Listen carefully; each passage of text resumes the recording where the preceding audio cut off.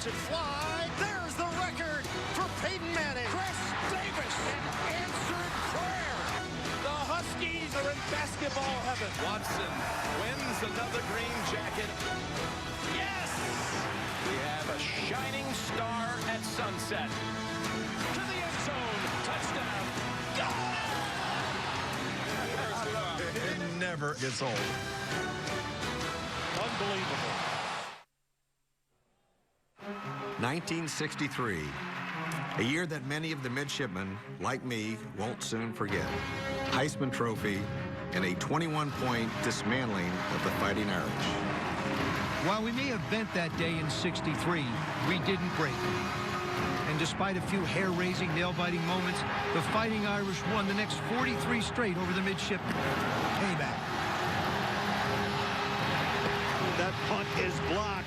Rumbling, stumbling, touchdown, Irish! And then, finally, the echoes were silenced.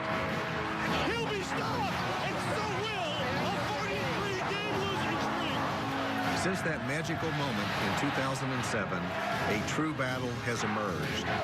One that is long, long overdue. And this year, well, there's even more than your normal post-victory song at stake. For the Irish, playoff dreams, and a Heisman hopeful still loom large.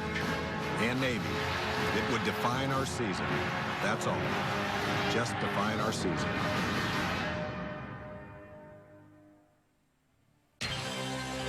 We welcome you to CBS Sports' presentation of college football. And here comes Navy.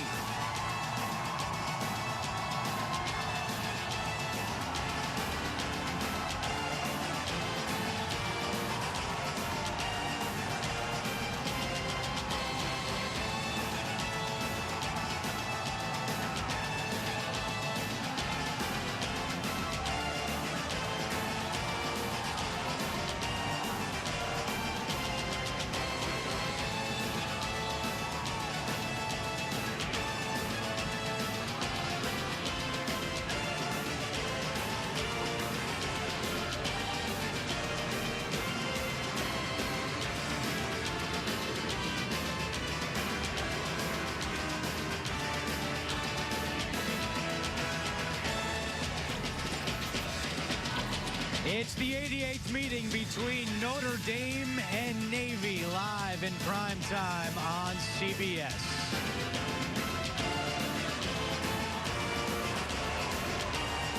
And out of the same tunnel that Navy just ran out from, the Fighting Irish of Notre Dame.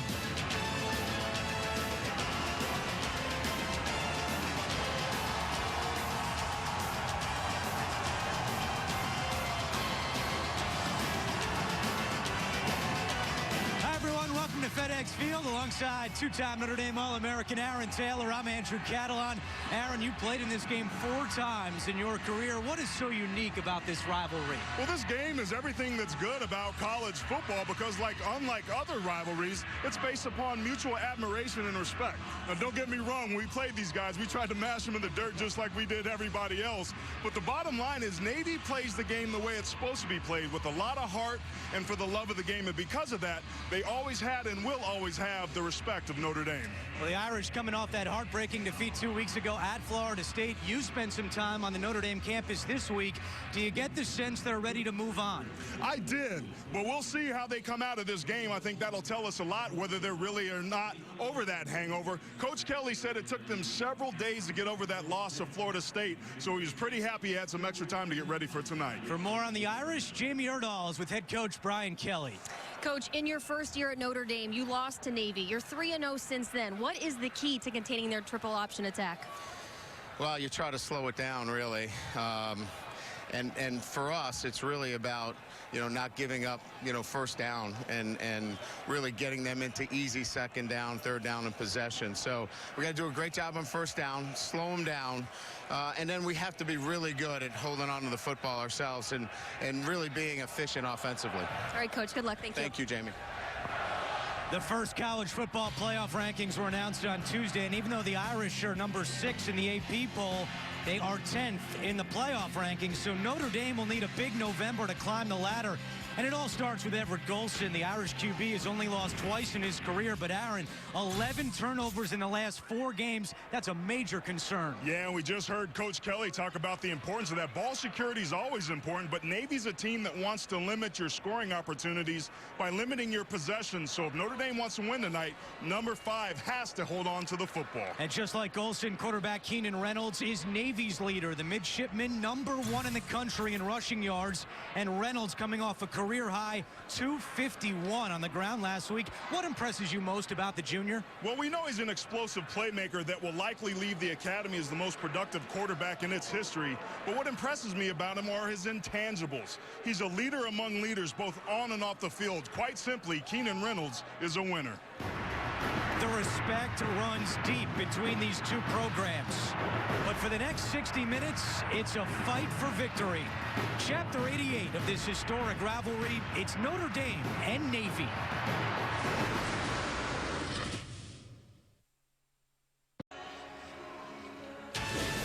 College football on CBS is sponsored by Reese's Peanut Butter Cups, Progressive, Dodge, and by Red Lobster.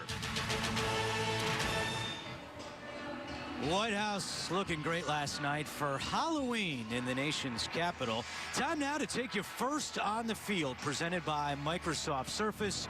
Here's Jamie with Navy head coach Ken Niumatalolo. Coach, these two schools have met every year since 1927. Why is this rivalry game so important within your schedule? Well, there's a great history, like you said, a great amount of mutual respect amongst both institutions. You know, we have a great amount of respect for Notre Dame and likewise, but this is definitely a special game. And with Navy trying to contain Notre Dame, what is the key moving forward tonight? Maybe we can play with 15 guys. It's going to be hard. I mean, they're really good. We'll just try our best. All right, Coach, thank you. Thank you. These two teams have met every year since 1927. Notre Dame won 43 in a row from 1946 to 2006. One tie in the history of the series. That was back in 1945. A 6-6 tie in Cleveland between Navy and Notre Dame. Just the second night game in the history of this series. They also played at night in 1986 back at Memorial Stadium in Baltimore. Now, the weather could be a factor tonight. The rain is held off here in Landover, Maryland, but the wind is strong. 20 miles per hour, gusts even higher than that. So the kicking game could be affected by the conditions this evening.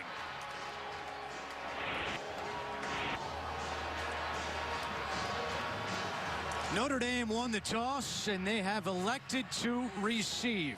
Back deep is Amir Carlisle, and to kick it away for Navy, Austin Grebe. Just feels like football weather today. The 1st of November and game 3 of our triple header here on CBS. And there's the wind already playing a factor in this one. Andrew, talking to some of the coaches on the field before the game, they were kind of hoping for rain to maybe slow this field up a little bit. They were really worried about the speed of Notre Dame on both sides of the football. Well, maybe the third time will be the charm. Yeah, they're going to have to bring in somebody here to hold it so that the ball stays on the tee for Greer. That's Will Worth, the third-string quarterback, who will hold it for Grebe.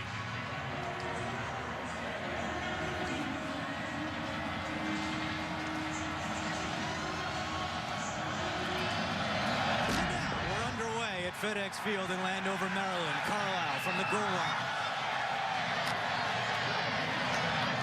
He's wrapped up at the 20.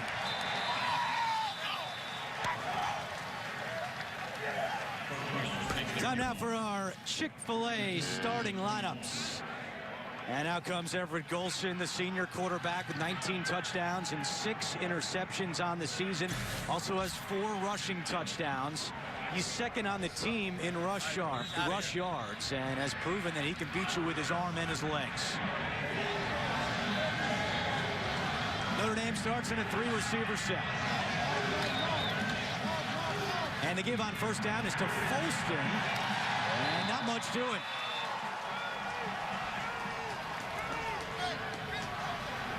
So we take a look at the starting lineup for Notre Dame. And Will Fuller, who's having a big season, the sophomore, leads the team in catches, receiving yards, and touchdowns with 8. That is tied for 6th in the country. Just a gain of 1 on first down. It's 2nd and 9. Golson will throw over the middle to a wide open Procise. Room to run. Procise.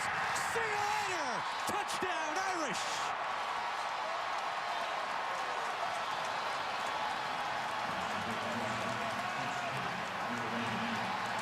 A 78-yard touchdown, the longest pass of Everett Golson's career. And Notre Dame jumps out to a 6-0 lead. Well, we talked about his legs and his mobility, but the arm strength of Everett Golson is outstanding. Puts the ball on the money to Procise in a bad angle and a missed tackle by the safety later. Notre Dame's up by 6.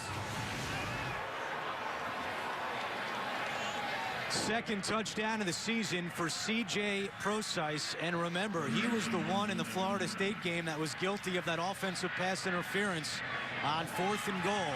They go to him on the first pass tonight, and he puts Notre Dame on the scoreboard, brings it on for the extra point, and through the wind, it is good. A 1-yard run, a 78-yard pass. And the Irish jump out on top of Navy. Procise caught the ball over the middle, slipped one, and it was to the house. The Fighting Irish, quick strike, and a 7-0 lead on Navy.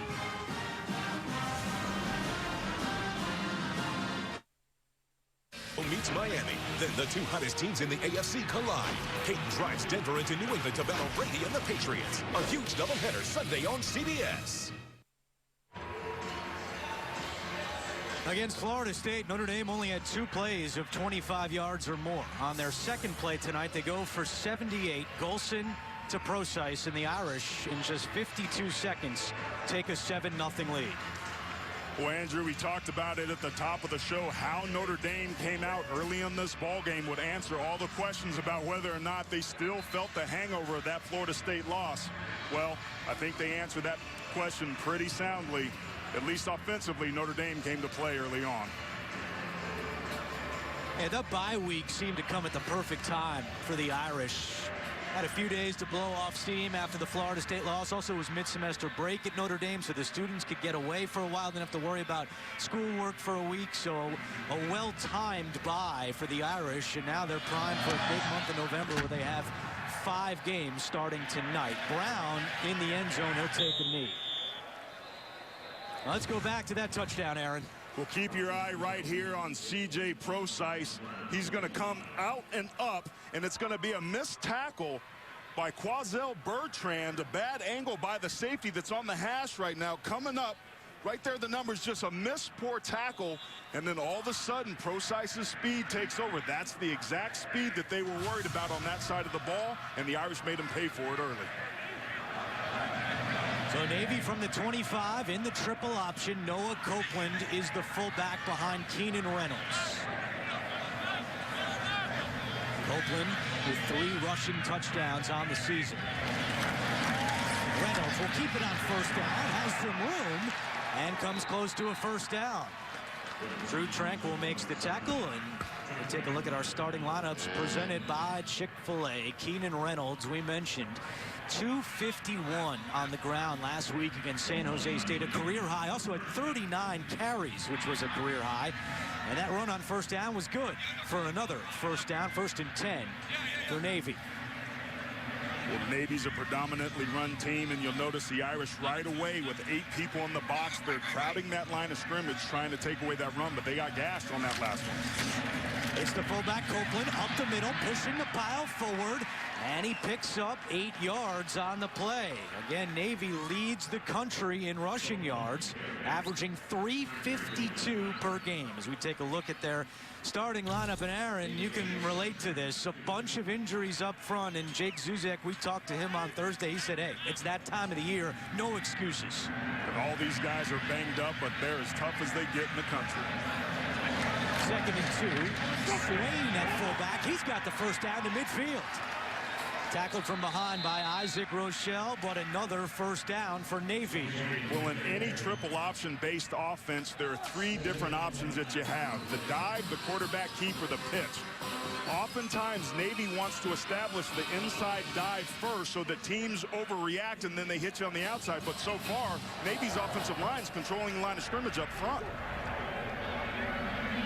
Navy will do this a lot. Rush to the line and then back off as Reynolds looks to the sideline. Offensive coordinator is Ivan Jasper. The head coach Ken Niumatalolo. Reynolds, the pitch to Brown. And he picks up 3 on the play. Take a look at the Notre Dame defense. Led by Jalen Smith, the sophomore, on Monday was named one of 15 semifinalists for the Butkus Award, and certainly one of the most talented linebackers in the country, Aaron. Yeah, he's a great player with tremendous instincts. He's so fast sideline to sideline, but he's also got some oomph up there, up inside. He'll thump you a little bit. But Notre Dame needs to bow their back a little bit. They're getting the ball shoved down their throat right now.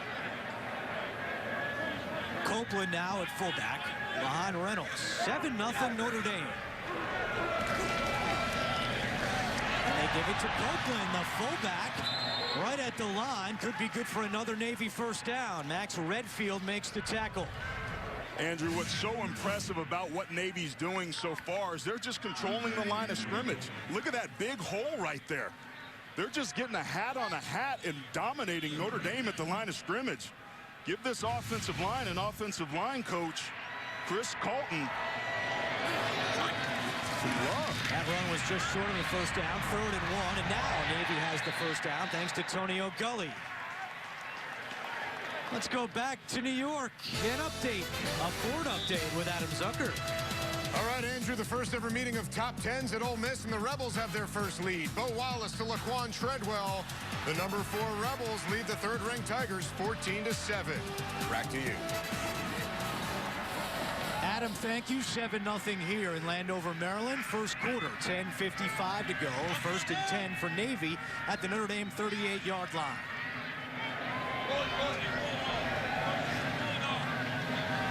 Good look from behind at that Navy triple option. It's Copeland again across the 35 and up to the 34-yard line. Noah Copeland was a freshman, and he was given the task of showing around a potential recruit by the name of Keenan Reynolds.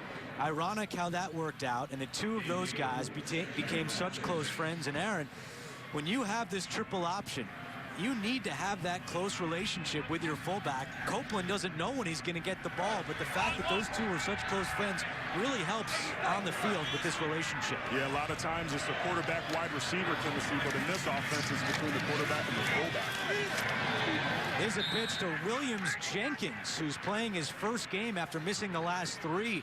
He fractured his orbital bone against Western Kentucky, needed surgery after a violent collision on a kickoff return. So very good to see Williams Jenkins back out there. He actually wanted to go back to kick returns this week. He asked once, Niumatalolo said no. He asked again, Niumatalolo said no again. He said, why'd you ask me a second time? And Williams Jenkins said, well, sometimes when I ask my mom a second time, she says yes. Coach said no. 3rd down and 3. It's a pitch and a first down for Navy. Joffrey Whiteside with the first down for Navy. Well, let's go back to that injury we're talking about. Very scary against Western Kentucky. His helmet was mangled after this hit. Medical staff had to cart Williams Jenkins off the field, fearful of a neck injury. Thankfully, he avoided serious damage to his neck, but he did sustain a fractured cheekbone. There was at some point, people didn't think he'd play football again, but he missed 3 games. He's feeling good. And he's back out there tonight for Navy. 10th play on this drive for the midshipmen, but not much doing this time. And that's exactly what Notre Dame needed to do. We heard Brian Kelly at the beginning of the game say that they had to get Navy off schedule. Winning on first down is so important to stopping this offense. That was the 10th play of this drive, Andrew. Navy just chips away, chips away, chips away. Now Notre Dame can pin its ears back. I would expect to see heavy pressure here on 2nd down. And Navy continues to eat the clock. Last year in the game in South Bend, Navy's time of possession better than 37 minutes to Notre Dame's 22 minutes. And already 8 different ball carriers tonight for the midshipmen. And here's a true 3-down look from Notre Dame, something they don't normally do. Reynolds will throw. Flushed out. Throws on the run to the end zone. Touchdown, Navy!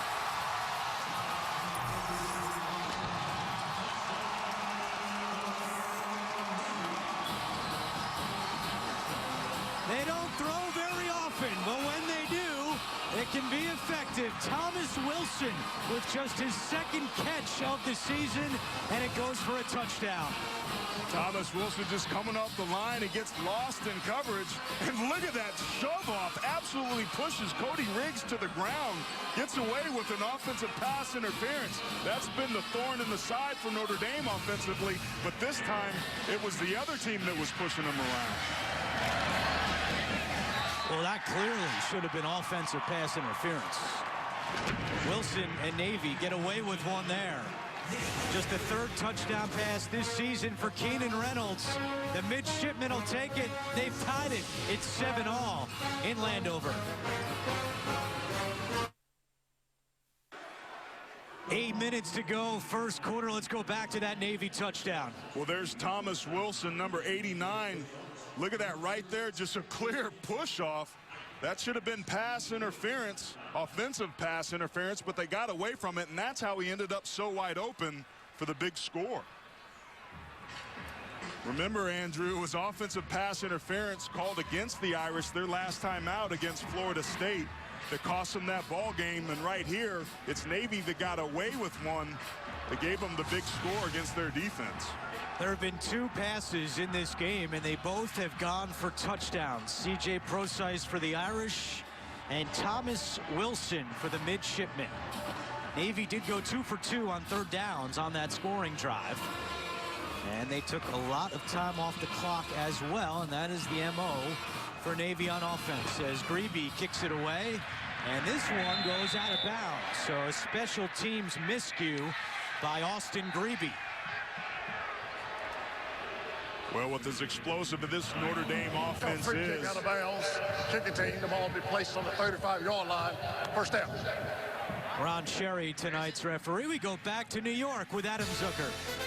All right, Andrew, the #1 team in the country, trailing Arkansas early 10-0, but that's when Josh Robinson, Mississippi State's bowling ball, rolls a 6. They're still trailing at home, though, against an Arkansas team that's lost 16 straight SEC games. Back to you.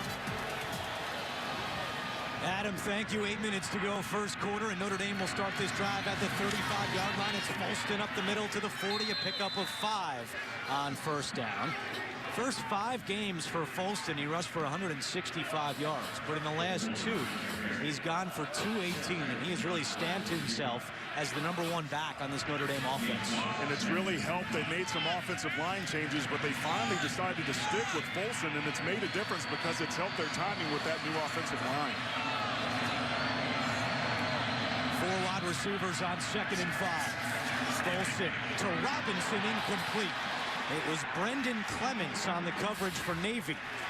Brendan Clements struggled last week against San Jose State. I mean, he's been a solid player for these guys. Just kind of had a bad week, but he's had a really nice career, and this time he's in really good coverage, breaking the pass up. If Navy can continue to do that on that back end and shore up that coverage, that's going to really help them. But here on 3rd down, they know that they have to get Everett Golson off their spot, so they told us that they wanted to blitz him so that his throws weren't easy. Empty backfield on 3rd down and 5. Golson out of the gun. Chase throws over the middle, caught by Robinson. First down into Navy territory. Clements makes the tackle, but the Admiral's son, Corey Robinson, with a 19-yard gain. Robinson had such a great game against Florida State, run a pivot route in front of him, which clears the space for him to be able to get inside on that slant. Perfectly designed and executed pass play, giving the Irish the first down. 8 catches, a career-high 99 yards, and 2 touchdowns in that loss against Florida State. Folston running left, trying to get around the outside. It does. Folston turns it up and finally shoved out of bounds. George Jamison pushed Folston out of bounds, but that's another Notre Dame first down. Notre Dame was able to capture the edge that time. The cornerback, Quincy Adams, number 5, ran inside trying to make a play, but when he did that, there was nobody out there to set the edge. They lost contain, giving the Irish another big gain on the ground.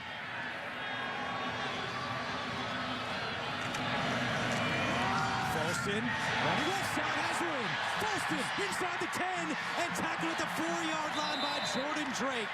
A 26-yard gain, and it's 1st and goal for Notre Dame. That left side of that offensive line, keep your eye on those 2 players there, Ronnie Stanley and Nick Martin. Look at that base blocking. Look at the lane. Notre Dame's offensive line coach, Harry Heastand, making it a point of emphasis to come with a flat back, bringing their knees to control the line of scrimmage, and it worked beautifully on that last one. Great balance on this drive by Brian Kelly and the Irish. Folston, and he is tackled short of the goal line. It'll be 2nd and goal. Let's take a look at the Verizon red zone. And for Notre Dame, they have done very well in the red zone this year. 70% scoring touchdowns. Last year, just 53%. And Golson with great numbers. 12 touchdowns to just 2 interceptions in the red zone. Yeah, and they were 4 for 5 against Florida State with 3 touchdowns. You need to score touchdowns against this Navy team. And McDaniel inside. And he's pushed back. McDaniel has seen his carries cut down the last couple of games. Just 4 carries over the last 2 games. Will Anthony and Jordan Drake make the tackle for Navy, and it's 3rd and goal. Well, Notre Dame wants to establish the line of scrimmage. They've got a single back and 3 wides to the right and a single receiver to the left in man coverage. Keep your eye up here up top, one-on-one.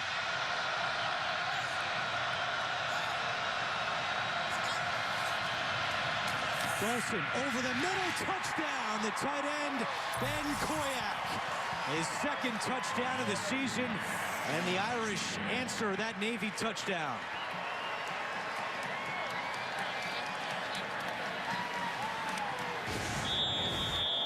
Great job that time by Ben Koyak. They brought a little bit of pressure, and what that did is it vacated that area of the field. He had good inside leverage. Great read by Golson, putting it on the big tight end for another score. Cam McDaniel picked up a good block as well. And now Blin's on for the extra point, and it's good. So 2 drives for Notre Dame and 2 touchdown passes by Everett Golson. The first to Procise, the latest to Koyak. The Irish back on top.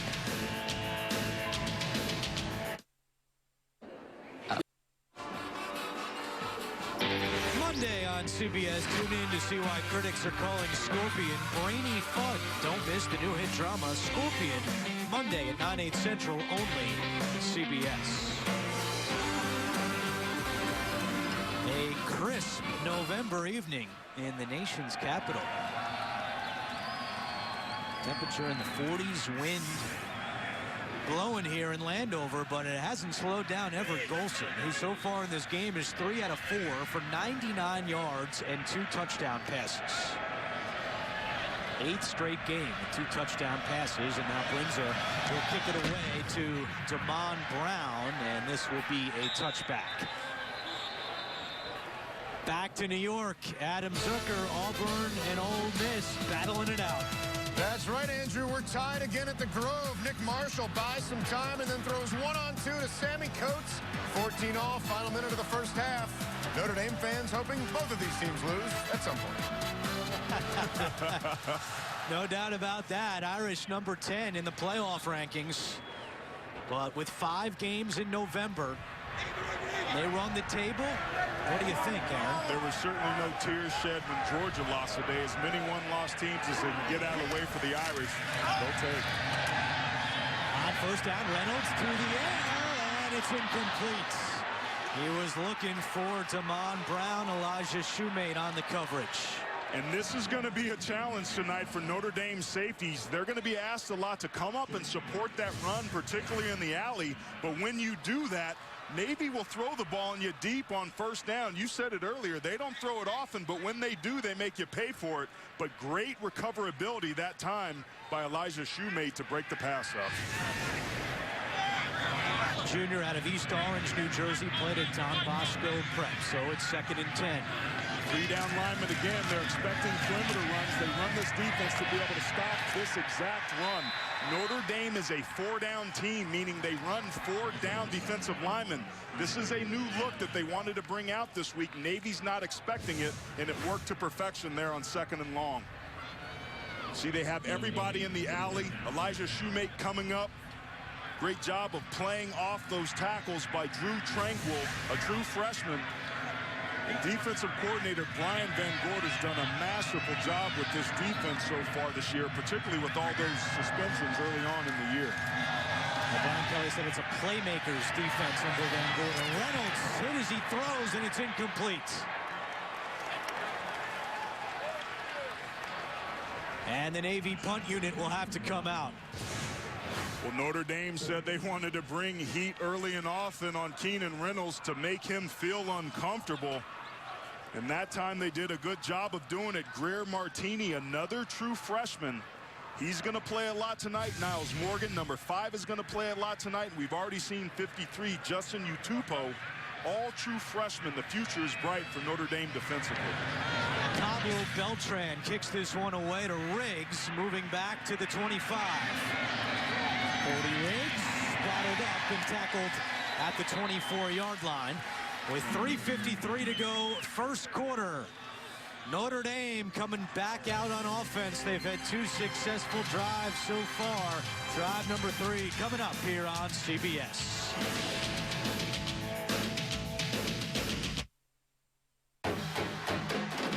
Fans use signs. Navy grad David Robinson on the left, wearing his Notre Dame hat in support of his son, Corey Robinson. David Robinson in the house, but it was Ken Niumatalolo, the Navy coach, who made the basketball analogy this week and talking about his chances to beat Notre Dame. Quote, we have to shoot 75% from the three-point line, and they've got to miss a few layups in order for us to have a chance. So Ken Niumatalolo has talked about playing the perfect game today. But Aaron, when we spoke with him on Thursday, we asked him, how do you tell the kids to play a perfect game yet not put too much pressure on them, not make them feel tight out on the field? And he said, if we keep the game plan simple, clear, concise, that's how I want to attack this game. Focusing on the process in practice. Folston on 1st and 10, trying to get to the outside across the 30 and tackled at the 35-yard line. That is good for another Notre Dame first down. Brendan Clements makes the tackle. And early on, you're seeing the balance of this Notre Dame offense. Brian Kelly calling the plays this year, and he was in such a good groove against Florida State, and you're seeing that here early on against Navy as well. Yeah, they had been gashing them up in between the tackles, and that time they attacked the perimeter with Ben Koyak with a nice block outside on the edge. They swing this one, and that is Fuller, who's twisted down to the 34-yard line. Tackle made by William Tweeter, the sophomore out of Lawrenceville, Georgia. The screen game is something that Notre Dame will use a lot. They like to be able to get the ball to their playmakers' hands out in space, but that time Navy came up with a huge stop, putting Notre Dame behind the chains. This gives them a chance here from the down and distance stand. Yeah, 2nd down and 9 as we approach 3 minutes to go in the first quarter. Golson, plenty of time. Now reverses field. Still has blockers. He'll keep it himself across the 40. Golson at the 45. First down, Notre Dame almost to midfield. A 12-yard run for Everett Golson, and the protection was there by that Notre Dame offensive line. When we talked to defensive coordinator Buddy Green this week, he said number 5 scares us. It's his legs. He's got a strong arm, but his mobility and ability to run in the open field and extend plays adds another dimension to what we're going to have to do to him, and we just saw what he's capable of on that last play. Notre Dame averaging close to 13 yards per play so far in this first quarter. It's 1st and 10. Folston across midfield and tackled at the 44-yard line. Another big chunk of yardage by this Notre Dame offense. It goes for 8. And the sophomore Tarian Folston, who had 120 yards rushing 2 weeks ago against Florida State. And over his last 3 games, he's averaging 5.5 yards per carry. He's so impressive. What I liked about what he did on that last run is he's finally starting to understand patience. He was slow to the hole, but fast through it. That's a sign that the young man's growing up. 2nd and 2, they'll throw it. Play at the first down. And some room to run across the 30. Dragged down from behind at the 24-yard line by George Jamison. But Notre Dame is having its way with this Navy defense. Yeah, he had a couple different receivers that he had open, and he had options of where he could have thrown that football. Durham Smythe was also open, number 80 there. He doesn't get the football. He turns downfield and gets the block. Ben Koyak, big, nice frame, can run in the open field. Another in a long line of great Notre Dame tight ends. Cam McDaniel at running back. He takes the carry, hurtling over a couple of defenders and tackled at the 18-yard line. Brian Kelly said that he made a mistake against Florida State and should have had Cam McDaniel on the field more because he's such a valuable pass protector. And McDaniel, as I mentioned, coming in just 4 carries in the last 2 games. But early on in this one, we're seeing more of him. Yeah, last year he led Notre Dame in both carries and rush yards. He's a physical inside-out runner, but the thing that he does very well is pass protection, as we just mentioned. 2nd and 5, it's McDaniel. And he tries to get away from Obi Uzoma and tackled short of a first down. It'll be 3rd and 1. Obi Uzoma, the 6'3", 231-pound senior from Wake Forest, and the rest of that front 7 group. They're bending, and sometimes they're breaking, but they're playing tough and physical at the line of scrimmage. Notre Dame cannot take Navy lightly. We talked about at the top of the show, they're a physical group that plays the game the way that it should be played, but they need a big play here on 3rd down. 3rd and a short 2. McDaniel running right out the first down. McDaniel inside the 5. 1st and goal for Notre Dame. An 11-yard run for McDaniel, and that is the end of the first quarter. Notre Dame leads 14-7. We'll return to FedEx Field after this message and a word from your local station. An historic rivalry. A matchup teeming with tradition. From the shadows of our nation's capital, it's college football on CBS. Start of the second quarter in Landover, Maryland. Notre Dame on the doorstep, already up 14-7, and the Irish with 215 yards of offense in that first quarter, and big plays gashing the Navy defense. Already 8 plays of 10 or more yards. Yeah, they're averaging 8 yards per rush on the ground. A lot of big plays. That's something that Navy's among the country's best at, but so far early on in this game, it's the Notre Dame offense that's having its way with the midshipmen. 1st and goal for Notre Dame from the 5. McDaniel at running back. He gets the call. And he is stuffed at the line of scrimmage. Quincy Adams leading the charge for Navy on defense. Excellent stand that time by the Navy midshipmen up front. They're playing physical. They've given up a lot of yards, but they've been in chunks. There's a lot of times that they're bowing their back and at the point of attack, controlling the line of scrimmage and almost resetting it. But they're bringing people off the edge and crowding the line of scrimmage to do that. I would expect to see Notre Dame run some play action here and maybe try to take advantage of that. They do have Corey Robinson, who's 6'4.5" into the game. It's 2nd and goal, 10th play of this drive for the Irish. Golson rolls out to his left, throws on the run, and it's dropped. Will Fuller had it and dropped it. 3rd and goal.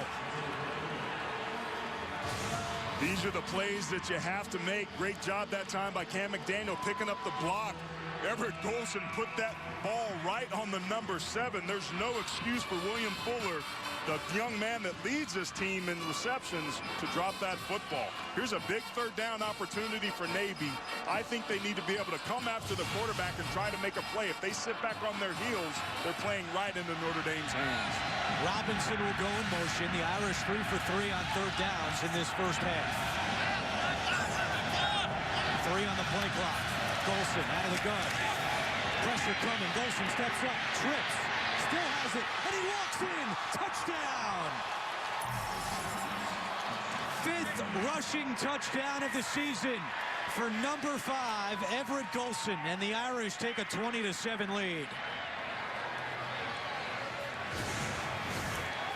Here's Tyler Goebel. He's going to come inside here and blitz him, and then Everett Golson's just going to break to the outside once he feels that pressure. A little bit late and pressure inside the left tackle.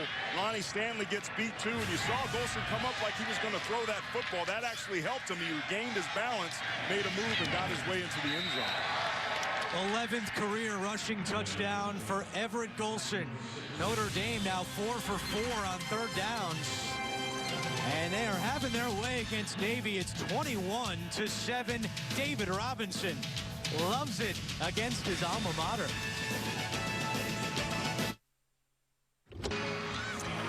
We welcome you back inside FedEx Field. Notre Dame with a 21-7 lead over Navy, which I would think leads to mixed emotions for David Robinson. I was saying just now he already has the Navy and gold attire, but you're wearing the Notre Dame hat as an alum of the Naval Academy. What is that like for you? I know it's a little tough, but my son made it very clear there was no mixed emotions in this game. You know, I've been really proud of this Notre Dame team. I say they're really getting better quickly and having a good year, and so I'm enjoying following them. It's always hard to root against my alma mater. Every other day of the year it's go Navy, go, you know, but today it's go Irish. Now, earlier this week, your son Corey said on Brian Kelly's radio show that he was really proud to live in your shadow growing up because of the things that you taught him. Is he learning those things that you wanted to instill in him at Notre Dame? Oh, absolutely. Notre Dame is a phenomenal institution. I learned about leadership at the academy. It's just a leadership factory. It's amazing with values and you know, everything you want to learn there. And I think Notre Dame is very similar in that respect. Great tradition, a high level of respect for your coaches, your teachers, and obviously for alumni. They're very tight. All right, David, thank you. We'll let you get back to watching. All right, appreciate that. It's good stuff. We asked Brian Kelly about it, and he said, hey, David Robinson's got to pull for his blood. Blood is thicker than water. That must be a pretty precarious situation for him to be in, though.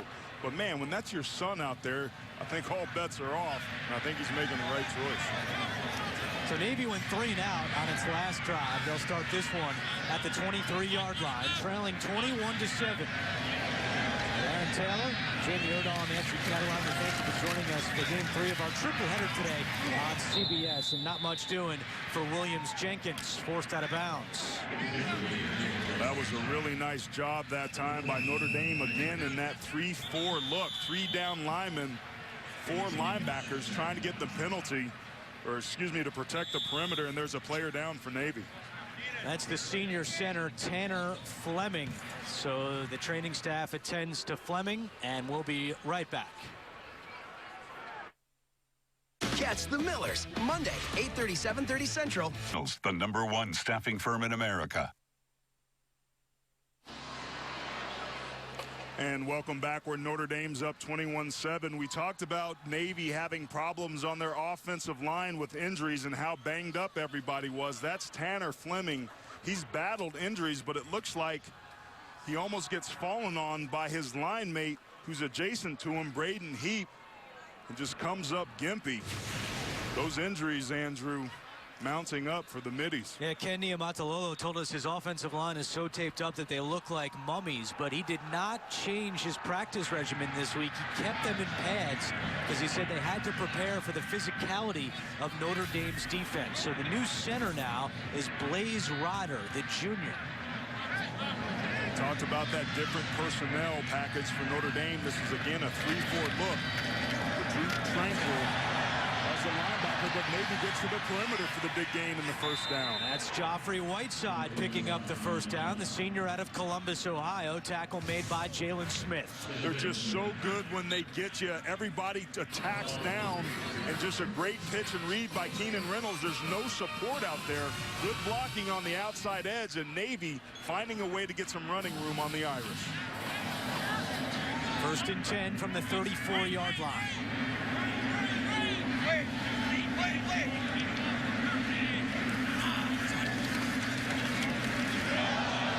Sanders nearly dropped that one in nothing doing on that play. James Onawalu with the tackle. Let's go back to New York and update with Adam Zucker. All right, Andrew, the team one spot ahead of the Irish. Number 9, Kansas State, trying to stay perfect in Big 12 play. Charles Jones holds onto the ball, puts them up 14-7 on Oklahoma State, trying to set up a big one at TCU next week, Andrew and Aaron. And TCU pulled out that game against West Virginia earlier today. We asked Brian Kelly about his reaction to the poll on Tuesday night, and he said it's way too early for us to get wrapped up in that. Number 10 in the first college football playoff rankings, but still 5 games to go, and a big one next week against Arizona State for the Irish. Up the middle of Copeland on the carry. Well, again, success for the Irish on first and second downs, going to bring up a 3rd and long situation. Notre Dame, again, trying to bring pressure on 3rd downs, wanting to make Keenan Reynolds uncomfortable. When Navy throws the ball, Andrew, the success that they have has been the majority of has been on first down. On 3rd and medium here, they haven't been quite as successful. Let's see what Notre Dame does to try to defend it. It's a 3rd down and 6 for the midshipmen. Reynolds, the pitch, snuffed out. That was Shoemate that came up to make the tackle of Calvin Cass Jr. And once again, Navy is forced to punt. Look at Elijah Shoemate. He's right here. He's just going to come down here and fill this alley. Does it beautifully. That's what the safety's supposed to be able to do. He's a contained player. He reads it right away, gets outside leverage, and then comes up with a great tackle, forcing the punt for Navy. Excellent job by the junior Shoemate. And now the punt from Beltran. Cody Riggs comes up and now lets it bounce at the 30. Takes a Navy bounce inside the 20. Still rolling and down at the 17-yard line. 10:49 to go. Second quarter. Notre Dame up 2 touchdowns. Everett Golson looking for more.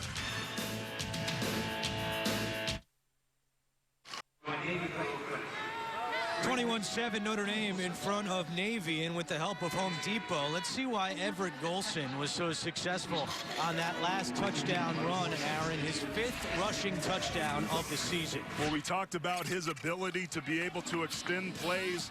They're going to bring some pressure here up inside. Everett Golson is going to recognize that pressure and break to the outside. His ability to get out, and they lose contain. He stumbles right there, flashes, and Chris Johnson, instead of attacking him, puts his hands up. But Everett Golson, being decisive near the line of scrimmage, makes the decision and gets himself into the end zone with his running ability. If you remember back to the end of that Florida State game 2 weeks ago, Golson scrambled for a first down on that final drive and slid to the ground. And Brian Kelly told us this week that when Golson came back to the huddle, the first thing he said to Brian Kelly was, "I should have scored." And Golson has made it clear that, yes, he wants to get better as a pocket passer, but he has to remain who he is. And that's what got him here, scrambling with his legs. That first down pass is caught by Torrey Hunter Jr.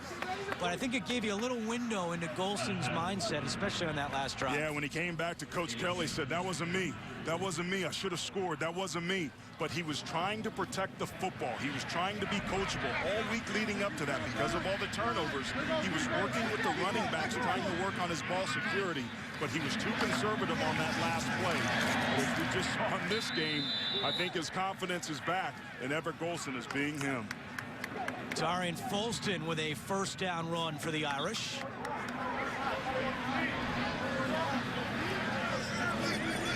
And the Irish go into the tempo here. 10-10 to go first half. Precise in motion. He's got it. Has some room to run across the 40. Another Notre Dame first down.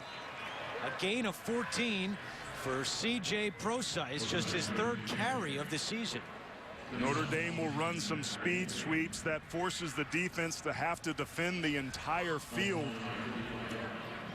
That one benefited from some really good blocking on the outside of the perimeter. Notre Dame having its way at the line of scrimmage early on in this game against Navy. Procyse with 2 touches, a 78-yard touchdown catch, and that 14-yard run. Golson with time over the middle. Folston makes the catch across the 50, and he's wrapped up at the 47-yard line. It'll be 2nd down and 2. Now the Notre Dame offensive line, on average, about close to 40 pounds heavier than that Navy defensive line, and such a huge advantage for the Irish, and it's something that Navy has to deal with most weeks that they're out there. Yeah, that's par for the course for the midshipmen. Folston has the first down.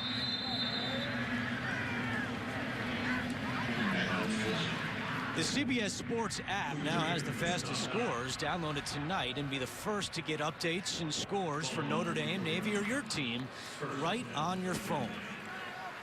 Well, Andrew, you were talking about that offensive line. We see Terrion Folston, who's benefiting from it.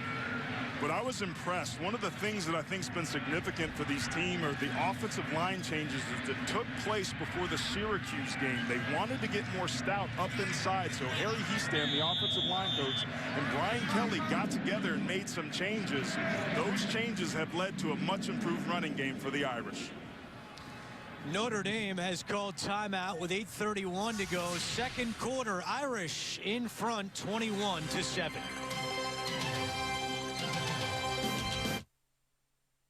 Adam Zucker in New York. Coming up on the Geico Halftime Report, Spencer, Brian, and I'll get you caught up on all of today's action, including Florida coming alive after this fake field goal and taking down number 11, Georgia. They rushed for over 400 yards in the game.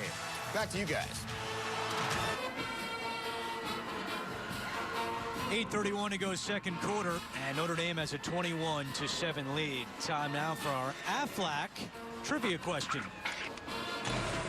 How many Heisman Trophy winners have come from Notre Dame and Navy? It's a good one. Aaron Taylor is not on that list, although we do want to thank 2 people who voiced our open tonight, which was very good. Roger Staubach of Navy and Jeff Theismann from Notre Dame. Of course, Aaron did win the Lombardi Award in 1993, given to the top lineman or linebacker in the country. And there he is. How about that?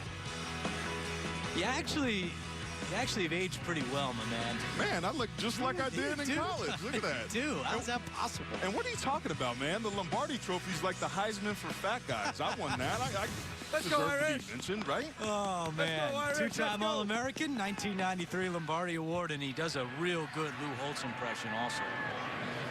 Mr. Aaron Taylor on 2nd and 6. Golson play action. Has all day.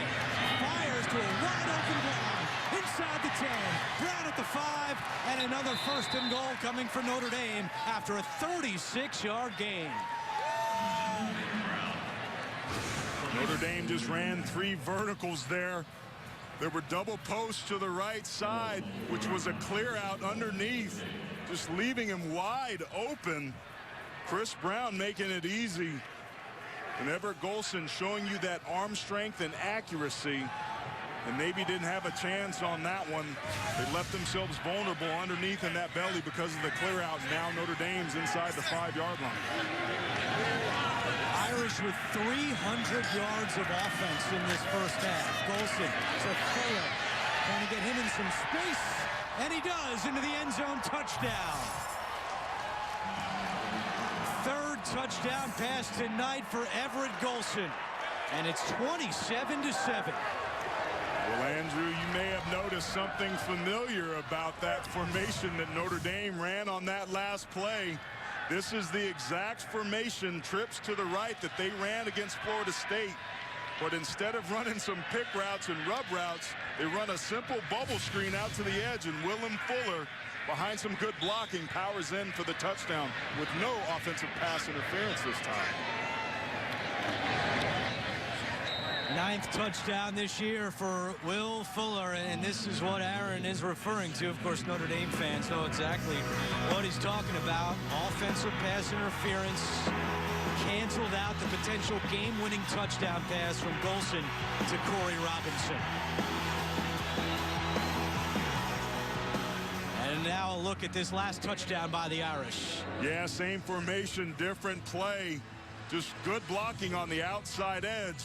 Notre Dame going back to the well, this time having success, finding a way to get it done against Navy. But the Middies know how to run the football. They get the ball up next.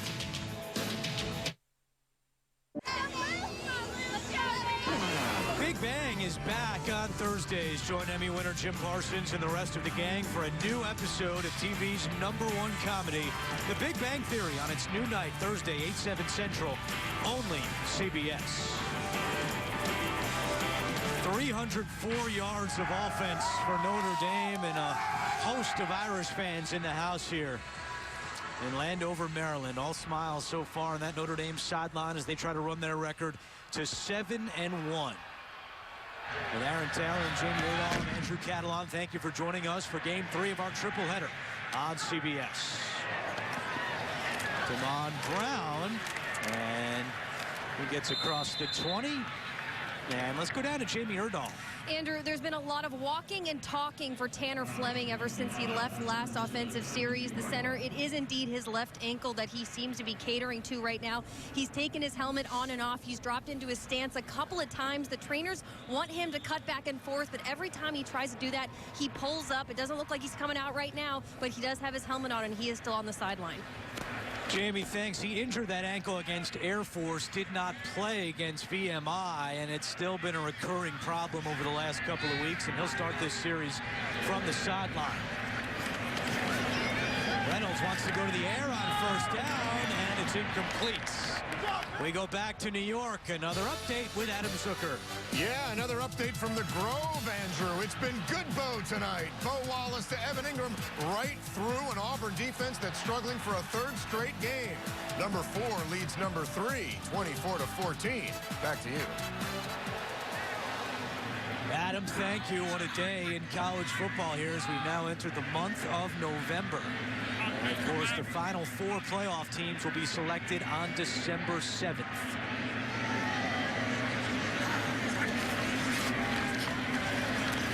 Reynolds on the pitch to Whiteside down the sideline. Whiteside still going to the 47-yard line. A gain of 25 for Navy. Keep your eye on left tackle number 62, Braden Heap. He's going to do an arc block out to the outside and do an excellent job of picking up the key block that springs this play to Whiteside. Just a good job of getting downfield, capturing the edge. Navy, again, finding some room to run in the soft spot of that Notre Dame defense. Again, it's a pitch with more room to run.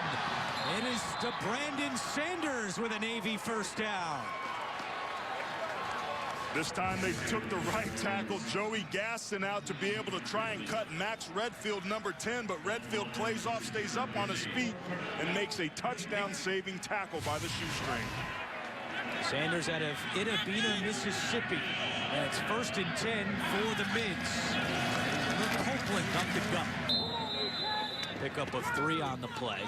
Well, Aaron, if you're Navy, what you do is run the football. But now that you're down 28-7, what adjustments do you try to make to get back into this game?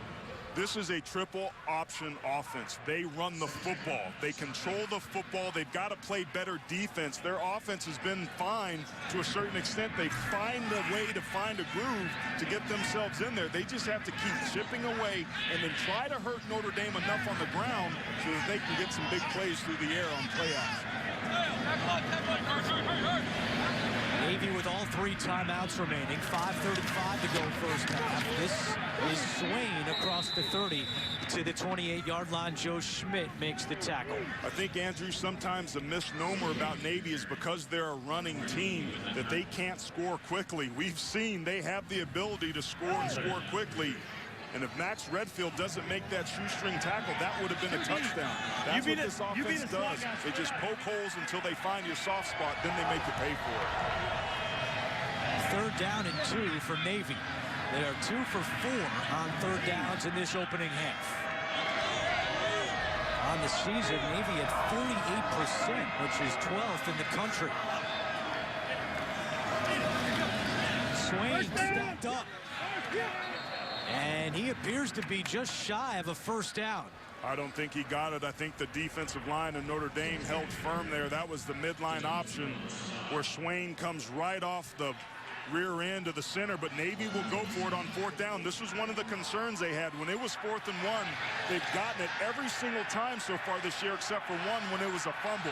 This was 4-down territory for Navy and a big opportunity for the Irish to make another play. Navy 45% on 4th downs, and they want to talk this one over as Ken Niumatalolo has called his first timeout of this first half. 4:19 to go. Big 4th down coming up when we come back. 4:19 to go. 2nd quarter. Navy down 28-7. Setting up to go for it on 4th and 1.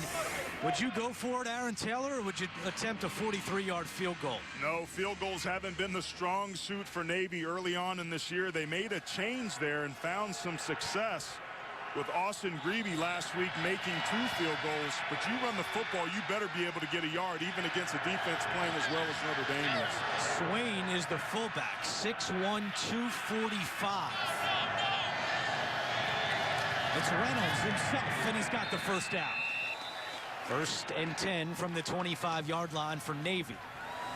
Remember, Navy gets the ball to start the 2nd half. This would be a big drive here for the midshipmen if they can punch this one in. Yeah, that time they just took a quick snap and kind of caught Notre Dame off guard. And Keenan Reynolds just did a nice job and good push inside by Navy up front. E.K. Benz, Blaze Ryder, Jake Zuzik, the big right guard, getting some great push inside.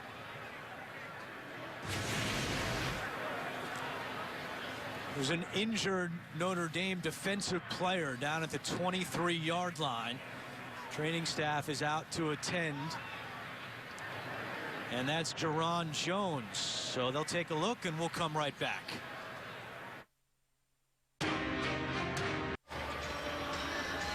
Jerron Jones walked over towards the Notre Dame sideline under his own power. He's made 4 tackles tonight out of Rochester, New York. Played at Aquinas, which is one of the premier football programs in New York State. Jerron Jones is 6'5", and he was too high that time. His pad level can be a problem for a defensive lineman when you're that tall. It's hard to see what really happened there.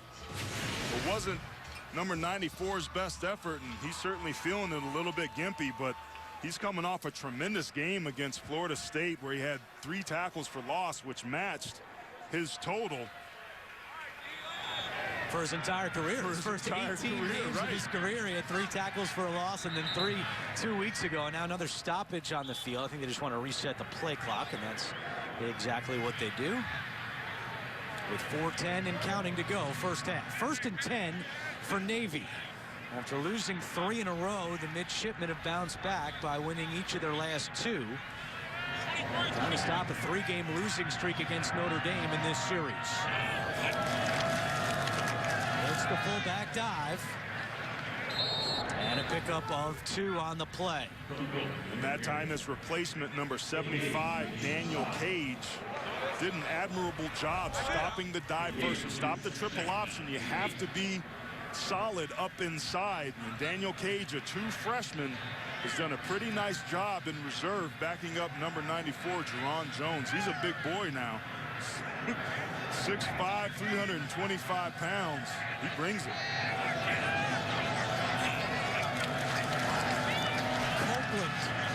And he gets across the 20. It'll bring up another 3rd down. You go back to Cage, and you look at this Notre Dame defense. They have so many underclassmen that have contributed this year, more so than in previous years. Cage, Trumbetti.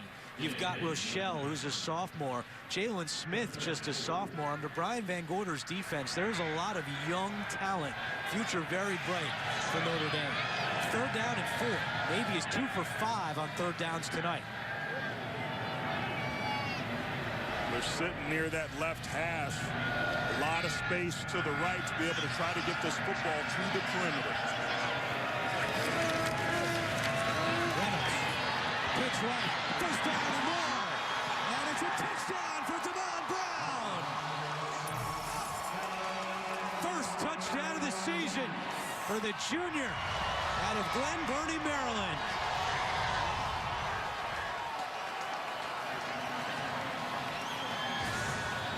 I think that was just a good job that time. Keep your eye on number 28, Deshaun Romine, getting a good block on the safety Shoemate.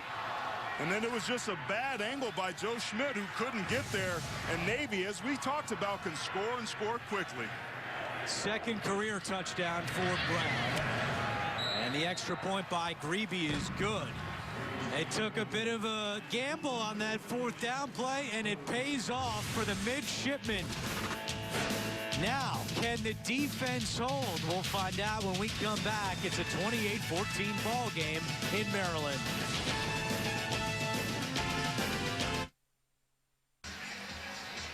.2:30 to go, second quarter. And Navy on the board with another touchdown. It's a 28-14 game as we now give you the answer to our Aflac trivia question. How many Heisman Trophy winners have come from Notre Dame and Navy? And the answer is 9, including Paul Hornung and Roger Staubach. Pictures of those two right there.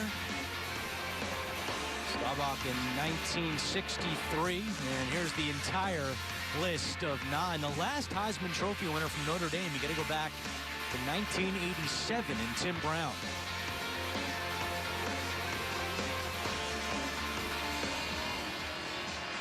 And there's Everett Golson, the quarterback for Notre Dame, who's having a very good night tonight on the ground. Had some adversity early on, made some poor decisions, took an academic redshirt year after getting suspended. But I think players never really appreciate what you have till you lose it. And I think Everett Golson certainly appreciates his second chance he's gotten here this year for the Irish. Carlisle comes way up to the 12-yard line. And Carlisle nearly out to the 30 with 2:24 to go. Well, another man you saw on that Heisman Trophy list was Johnny Latner. He won the Heisman Trophy in 1953. I had a chance this morning to chat with Mark Hubbard. He's a Notre Dame historian and author, and he's also serving as a mentor at Notre Dame's business school. Hubbard has been helping out at an entrepreneurship class this semester that Golson is taking. The class is broken up into teams, and Golson's team meets every Sunday night. So the day after he turned the ball over 5 times against Syracuse, Hubbard, the mentor, arranged for Johnny Latner to chat with the entire team that Golson is on. And first down, Golson over the middle. That pass is caught for a first down by Robinson. So Latner gets on the phone to talk to the entire team, and he tells the story about how in 1951 he turned the ball over 5 times against Purdue, and then 2 years later, as you saw, he won the Heisman. So his message was things don't always go your way in business, don't always go your way in football, but you have to keep moving forward. And that message, the day after 5 turnovers against Syracuse, really hit home for Everett Golson, and also shows you just how close-knit this Notre Dame family is. That's the thing that, as an alum, meant the most to me, was how close the family was. And it was more than just about football. Everett Golson learned some important life lessons. And football is a family. It's a family away from your family. And I think it's been admirable the way that he's responded to that and taken advantage of his second opportunity. And so far tonight, Golson 11 out of 13 for 202 yards and 3 touchdowns. Looking for more here. Pass is complete to McDaniel. Slips 1 tackle and then brought down at the 38-yard line by Tyler Goebel. Notre Dame, with Everett Golson's arm, has the ability to be able to stretch the field vertically. There's plenty of time with 1:22 left and 2 timeouts. But I would expect them to work the edges, maybe take some deep shots, but 2nd and 3 gives them an advantageous scenario. The screen to Procise, and Navy is not fooled on that one. Wrapped up quickly by Paul Quessenberry, senior out of Carlsbad, California, and it's 3rd down. Just an excellent job by Navy responding it. They spotted it out and just crashed on the football. When you have pursuit and defensive linemen run into the football, good things happen. But right now, he got tackled in bounds. Tick, tick, tick. The clock is running down. Look for Everett Golson's legs to make something happen if the throw isn't there. Each team with 2 timeouts remaining. It's 3rd and 4. Koyak with a first down for the Irish. And now let's see how they use their timeouts with 32 seconds to go. Clock will stop as they move the chains. And now Brian Kelly has called timeout. So Notre Dame will have 1 remaining. They have a very good kicker in Kyle Brinza. His career long is 53. But as we mentioned off the top, a bit swirling in here with the winds tonight, close to 20 miles an hour. Notre Dame also has some pretty big receivers, and tight end Ben Koyak and 88 Corey Robinson, both almost 6'5". That's quite a bit taller than any of the defensive backs that Navy has to offer. With Golson's arm strength, I would imagine they would take a shot vertically. Coming up on the Geico Halftime Report, Adam Zucker, Spencer Tillman, and Brian Jones will get you caught up on all the scores and highlights. That's all coming up on the Geico Halftime Report. How about earlier today on our air here on CBS, Florida knocking off Georgia. Shoving it down Georgia's throat. Georgia was second in the SEC with rush defense, but Georgia put 400 yards on them on the ground. Golson is 5 for 5 on this drive so far. 14 completions to 9 different receivers. Looking for more, and he's picked off. George Jamison on the return for Navy. And another turnover for Everett Golson. That's his 7th interception of the season. Everett Golson just trying to get greedy a little bit and stretch the field vertically. Didn't see the safety coming over that time. And comes up with another turnover. We talked about at the beginning of the game, protecting the football and ball security is so important. But he just simply doesn't see the safety sitting there, George Jamison, and a huge turnover. Navy told us, Andrew, that they had to win the turnover battle, and that's just the type of play they needed to end this second half. Navy has not won the turnover battle since last year's game against Army. They've lost the turnover battle 9 straight games, including their bowl game a year ago. But that is the first turnover of the night. And for Everett Golson now, another interception. 7 picks in his last 5 games. Now, Navy called timeout after the change of possession, so they completely burn a timeout here with 24 seconds to go. They do have 1 remaining. How would you play this, Aaron, with 24 seconds left and 1 timeout? Well, it's tough. This is where your type of offense does limit you, because they don't necessarily have the personnel to be able to try and stretch the field vertically. With 1 timeout and 24 seconds, you have to be able to get out of bounds. They're a run-based offense. If they don't get out of bounds and stop the clock, it's almost impossible for them to be able to go the length of the field. Notre Dame is going to try to keep everything in front of it and tackle Navy inside. Really no excuse for using a timeout after a change of possession. Reynolds loads up, looking deep, has a man. It's caught down the sideline into Notre Dame territory. Williams-Jenkins on the reception. Now they hurry down to the line, and they'll probably look to spike it. Clock is stopped until they set up the chains. A 42-yard gain. And they spike it. Right now, it would be a 48-yard field goal. But they do have the 1 timeout remaining, so they can throw to the middle of the field with 12 seconds left. Well, I had watched in practice a couple times number 48, Greer Martini, the true freshman that we were giving some love to earlier, have some breakdowns and give up big plays, and that last one was costly for the Irish. Reynolds stumbles. Now fires over the middle. It's high. He was looking for Jameer Tillman. 7 seconds remaining. So, Aaron, can you run another quick one here? You do, but you have to attack the perimeter of the field. You do have a timeout, but you have to keep in mind you have to give enough time for your field goal unit to be able to get on the field. If they get tackled in bounds, it's not nearly as advantageous. You're taking a risk because if the play breaks down, you've only got 7 seconds. But I think Navy, because of their field goal kicking situation, wants to try to get a little bit closer. Yeah, Greby's long is just 33 yards. Reynolds himself gets a few extra yards. Navy calls its final timeout, and now they'll send out Austin Grebe. Now, as Aaron mentioned earlier, this is just Greby's 3rd game as the starting kicker. He's been the kickoff specialist the entire year, but Nick Sloan started the season as Navy's kicker, just 3 for 8 on field goals. So Grebe had not attempted a field goal in his career until last week. He went 2 for 2, but they were only of 20 yards and 33 yards in length. This one is from 44, so it would be a career long. And what a big 3 points it would be for Navy if they can capitalize off that Golson interception. 44-yard try into the wind. Grebe is good as time expires. 10 points in the final 2.5 minutes for Navy, and they get the ball to start the second half.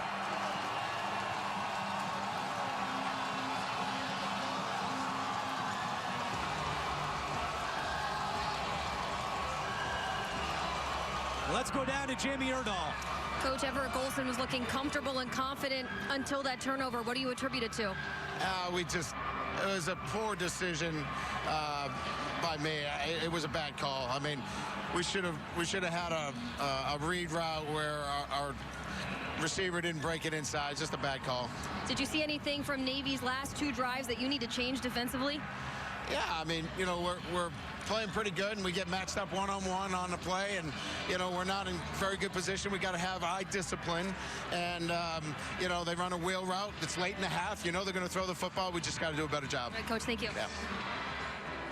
All right, Jamie, thank you very much. So Navy with a late flurry here. It started with the interception by George Jamison, the second of his career, and it leads to the longest field goal of Austin Grebe's career from 44 yards out. It's 28-17 at the end of the first half. Now let's go to Adam Zucker in our New York studio. All right, Andrew, thank you. Coming up here on the Geico Halftime Report, Spencer, Bryan, and I will have the latest on the power struggle in the SEC. There's a new leader in the East and maybe in the West after this word from your local station.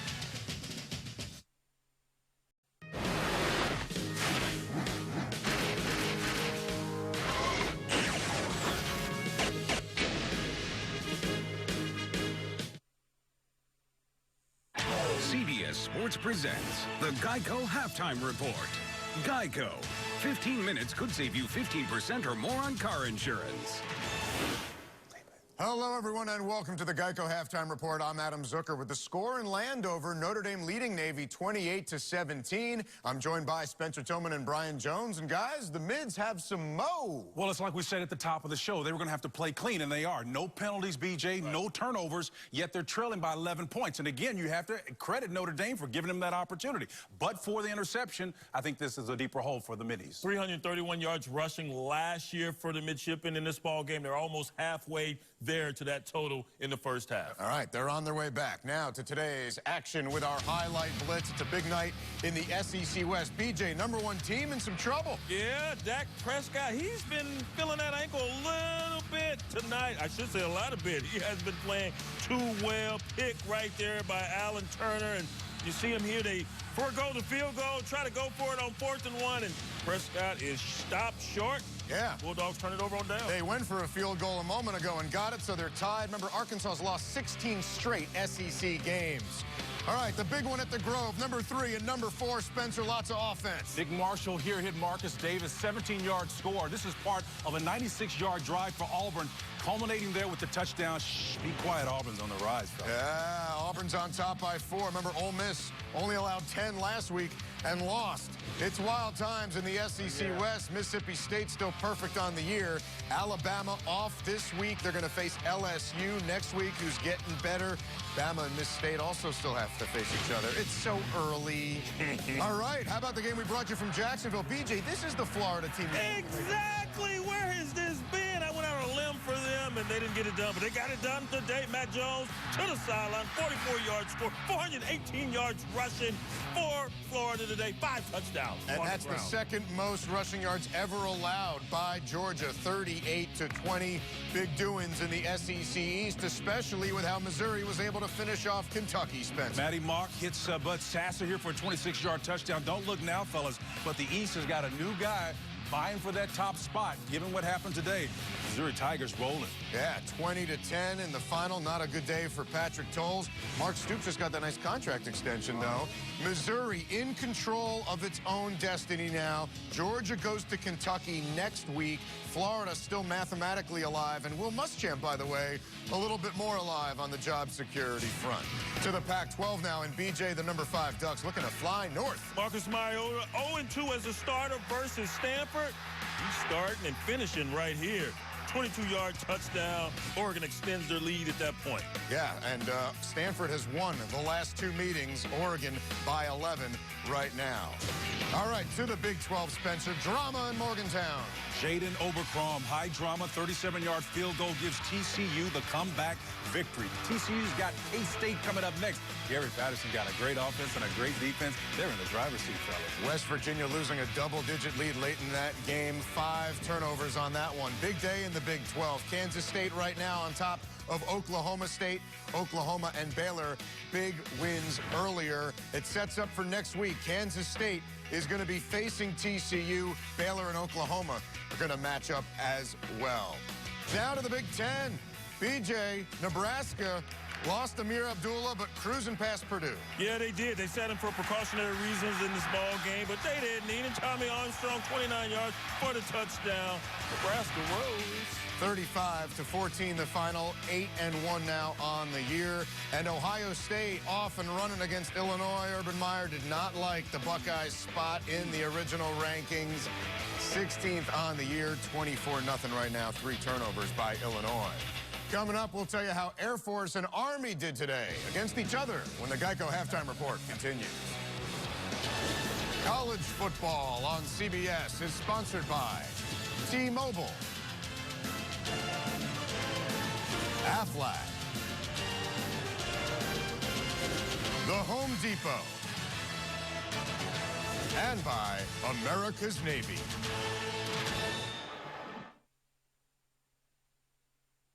We are the champions, setting it off again. Oh, we on fire, we on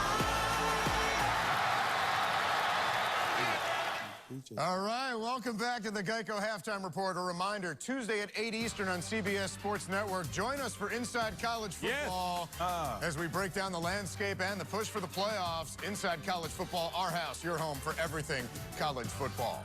Now back to the Blitz, and BJ, Air Force coming home with some serious hardware. Yeah, watch quarterback Cal Pearson right here. Throws a dart to tight end Garrett Griffin.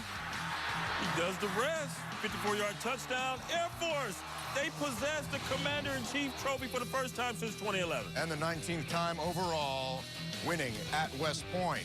Duke over Pitt in double overtime, 51-48 to maintain first place in the Coastal Division. Moments ago at the Grove, as number 3 and number 4 go back and forth, it's Bo Wallace, and it's been good Bo tonight. He leans in. Hold on to that thing. Almost like the Egg Bowl last year. Yeah, the Rebels are on top again, 31-28. They are in the 4th quarter at the Grove. What happened to all that defense in the SEC? Yeah. All right, next Saturday, we've got a Power Pack doubleheader in the SEC West. Texas A&M visits Auburn, followed in prime time by Alabama and LSU. It all starts at 2:30 Eastern with Inside College Football, powered by Ram.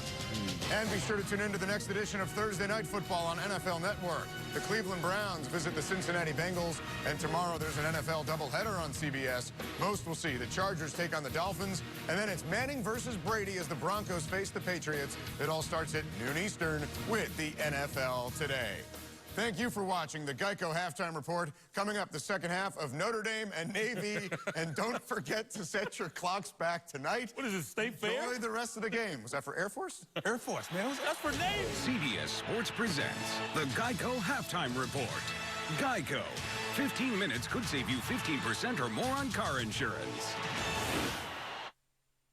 The mind. It processes every image, every voice, every word on the page. Yearning to understand, inspired by faith, it paints a picture of the world.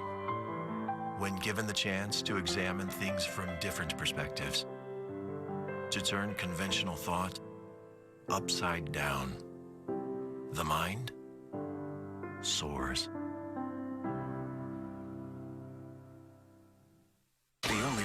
team of geniuses can crack this case. We don't want you hacking into U.S. satellites without permission. I'm not. These are China's. Is by relying on each other. We are not leaving you. Ralph needs you to look out for him, not a bunch of geniuses. Coming up. A new Scorpion, CBS Monday. Welcome back to halftime, where Notre Dame leads Navy 28-17. Time now to introduce our special guest for a taste of tradition presented by Sonic. Here's Roger Staubach. In front of a sellout stadium in South Bend, we left everything out in the field. After a scoreless first quarter, we took control with 35 points to prove it. We defeated the Fighting Irish by 3 touchdowns. Unfortunately, the Mids would not defeat Notre Dame again until 2007. But for one day in 1963, the midshipmen ruled. Staubach threw 2 touchdowns in that game. He'd be proud of the effort by Navy late in that second quarter, but Notre Dame still on top. The start of the third quarter, moments away. Irish lead 28-17. Alabama week. Table 5, I'm Auburn. Looking to make a run this year. 4, pick it up.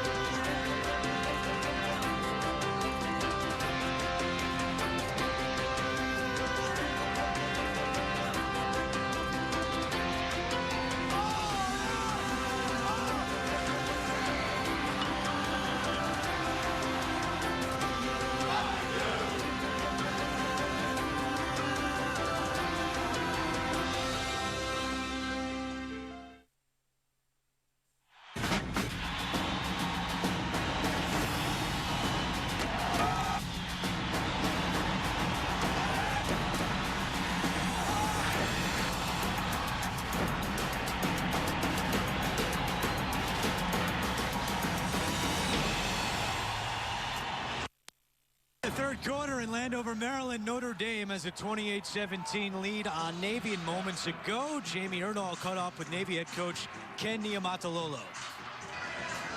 Coach, first of all, defensively in the first half, when you felt like you contained Notre Dame, what were you doing well? Well, we made some plays, but they're still tough. They put you in so many binds. They can run the ball, try to load up in the box, they, throw it over our heads. So, we got to find a way to stop one of them. And right now they're doing both. But, to our kids' credit, they kept battling, and that turnover by George at the end was huge. All right, Coach, good luck. Thank you. Thank you. And back in the booth with 2-time Notre Dame All-American Aaron Taylor, I'm Andrew Catalon. Notre Dame led 28-7 at one point in that second quarter, but now the momentum on Navy's side. Yeah, I think Notre Dame got away a little bit from its running game, something it had a lot of success of early on. I would expect them to get back to that in the second half. We talked about it at the top of the show. This Navy group is a scrappy group. They get after it. They will play to the whistle for all 60 minutes. They found a way to make a play. They're going to keep trying to find ways to make plays, having some success running the football out on the perimeter. Look for more of that in the second half. Navy will get the ball to start the second half, and we're underway. Damon Brown, and he will take a knee. As we take a look at some of the halftime numbers, Notre Dame with 342 yards of offense in the first half. They averaged 447 this season, but the one turnover by Golson, the interception, led to the late field goal. Now a 28-17 game to start this third quarter. Very important drive here for Navy. They ended the first half with a field goal. If they get to get some points here, even a field goal would make it a one-possession game. Reynolds on the keeper, and a great play to come up and make that stop by Max Redfield, the sophomore out of Mission Viejo, California. Well, we talked about Navy running the football on first down, averaging almost 6 yards per carry, but Notre Dame's defense being stout. When they can't get any gain on first down, it really puts this Navy offense in a bind. Credit Notre Dame's defense for that big stop on first. Reynolds looking to throw, winding up deep, and he overthrows Jameer Tillman. Cody Riggs, the transfer from Florida, was stride for stride with Tillman. Great coverage that time by Cody Riggs, and he had great coverage earlier in the game when he got pushed to the ground and gave up the touchdown earlier. 1st and 10 and 2nd and long are the 2 downs that Navy really likes to throw, but that time the Irish were ready. So a quick third down test here for Navy to start this second half. Just 3 for 7 on third downs in the first half. Notre Dame back in its 4-down alignment, a 4-3, meaning 4 down linemen and 3 linebackers. Let's see if they bring some heat here on third. Reynolds, the option to Roman, has a bit of room down the sideline, and it appears that he's got the first down. Dyson Romine, the sophomore out of Louisville, moves the chains for the midshipmen. That's what makes Navy's offense so hard to defend. Andrew, they're running into the boundary. That's the short side of the field, but some great downfield blocking and hard running by Navy, and they move the chains. Yeah, something that we noticed in that first half. Navy's first option is always the fullback dive, but in that first half, you saw the slot backs get more carries than usual, more touches, and Romine with the first down run there. This time they do go to the fullback Swain, and he gets maybe a yard on the play. A 1-yard gain for Navy isn't a bad play. They're setting the defense up every single time. They want the team to be able to respond inside, and when they do that, they've run this offense so much they know the slight adjustments to make to be able to hit you for the big plays.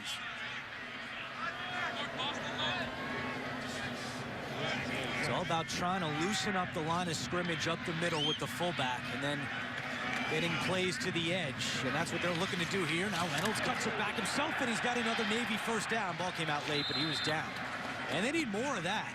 Reynolds has not run the ball much so far tonight, just his 5th carry. Well, defensive coordinator Brian Van Gorder told us coming into this game they weren't going to let Reynolds' legs beat them. He had 251 yards a week ago against San Jose State, a career high, and 3 touchdowns. But so far tonight, he's been pretty quiet. They swing it to Sanders, and he can't get away from Onawalu.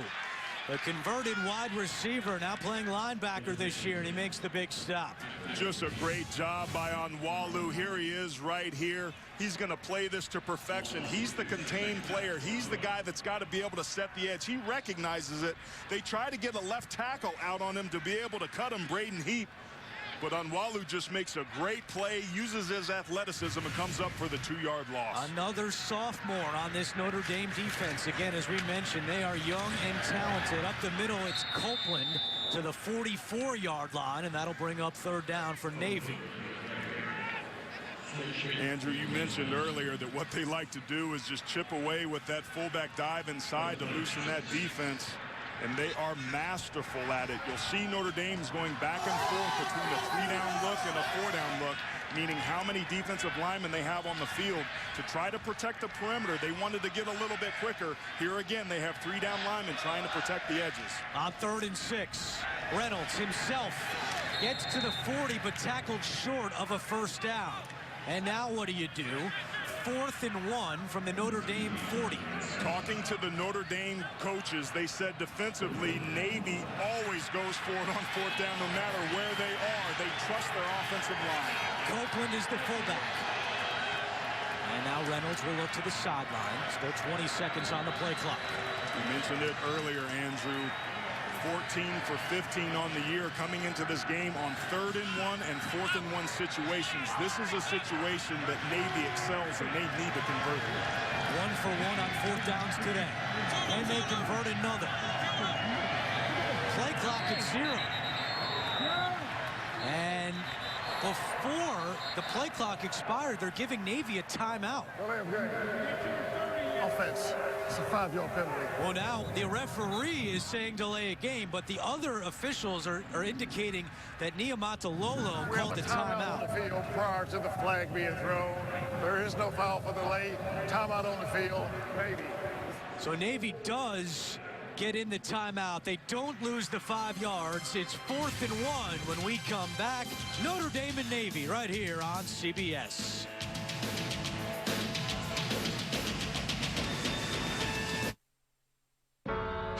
By 1914, the Dodge brothers quit the Ford Motor Company and set out on their own.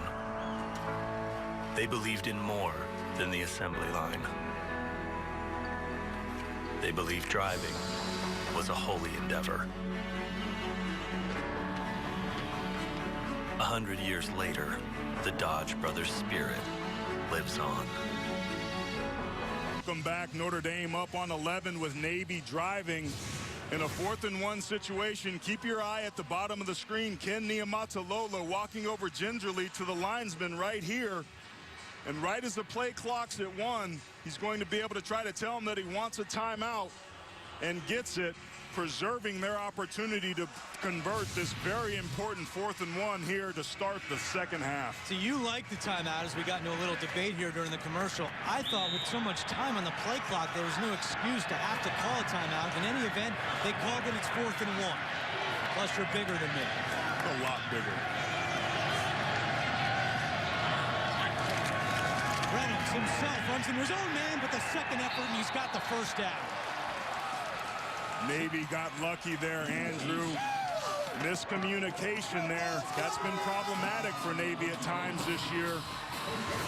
But this time they get away with it and convert.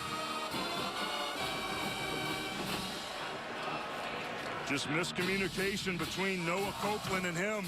Remember, the fullback has to run a certain track. I don't know if Copeland was late. Well, Reynolds' feet were bad. It's Copeland again, and he has the 35-yard line down to the 34. And again, another long drive being put together here by Navy. Well, we talked about the mesh point for Navy and the communication between the quarterback and the fullback must run his track through the mesh point. And he knows at a certain point that the ball will either be there or not, and then he takes it. There's no communication. It's just a feel thing. It's really the art of nonverbal communication at its finest, and that time Navy got away with one as there's a player down on the field. And it's a Notre Dame defensive player. So we'll see what's happening down in the field. Notre Dame staff attending to Joe Schmidt, and we'll be right back. Sweet. College football on CBS is sponsored by Verizon, Sonic, Microsoft, and by Wheels Up. Great time of year in the nation's capital. As we welcome you back to FedEx Field in Landover, Maryland, and the Notre Dame training staff attending to Joe Schmidt on the sideline, the team's leading tackler. Let's go back to that last play. Keep your eye on his left lower extremity. He gets rolled up on here in the pile. He plants that left foot, and bam, right there, he gets twisted all up. And this is a significant injury if Joe Schmidt's not able to come back. He is the quarterback of that defense, as smart as any of the coaches are about what to do. He gets them in and out of the proper plays. If 38 come back, it's going to be a huge blow for the Irish. Meanwhile, 11th play of this drive for Navy. It's a 2nd down and 7 with 10 minutes to go in the third quarter.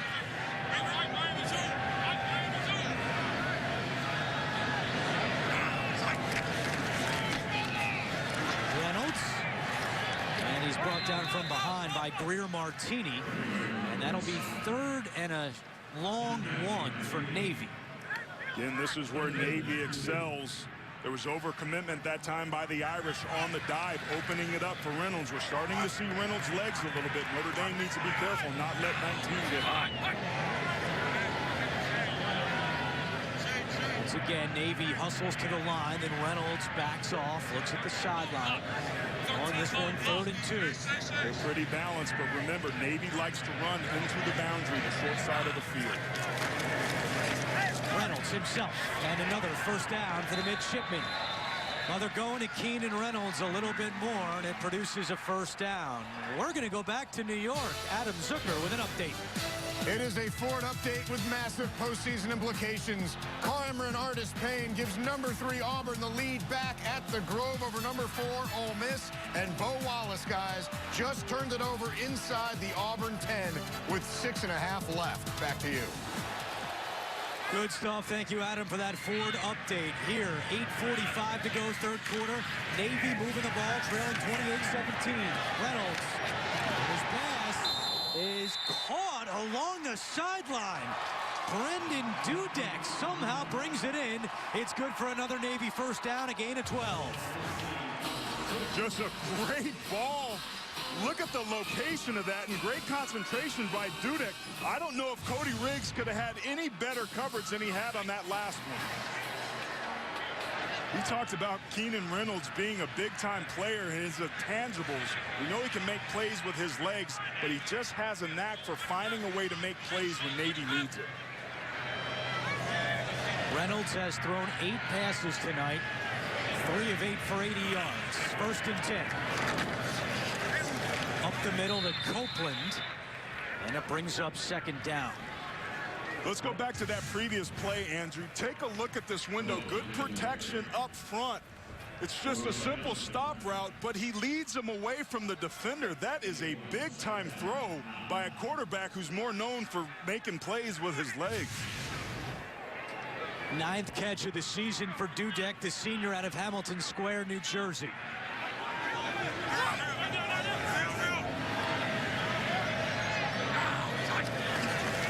2nd and 9. They swing it left side. Opening touchdown, Devon Brown.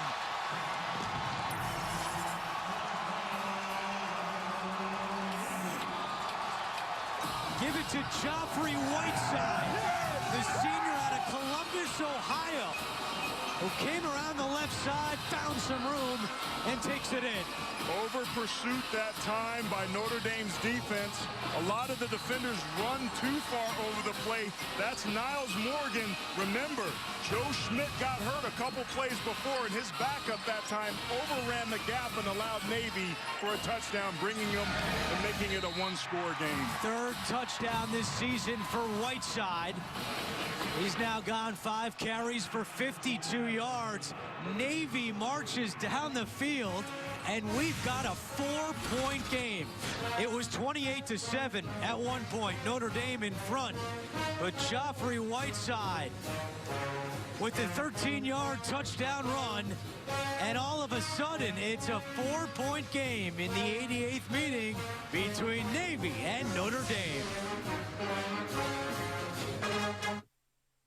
Man, these Well, Navy cracked the code in 2007, ending a 43-game losing streak to Notre Dame. 2 years later, Niumatalolo got his first win in the series. And then the following year, 2010, the last time that Navy beat Notre Dame, they've lost 3 straight in the series. But the touchdown by Whiteside has made this a 17-0 run for Navy in the last 10 minutes.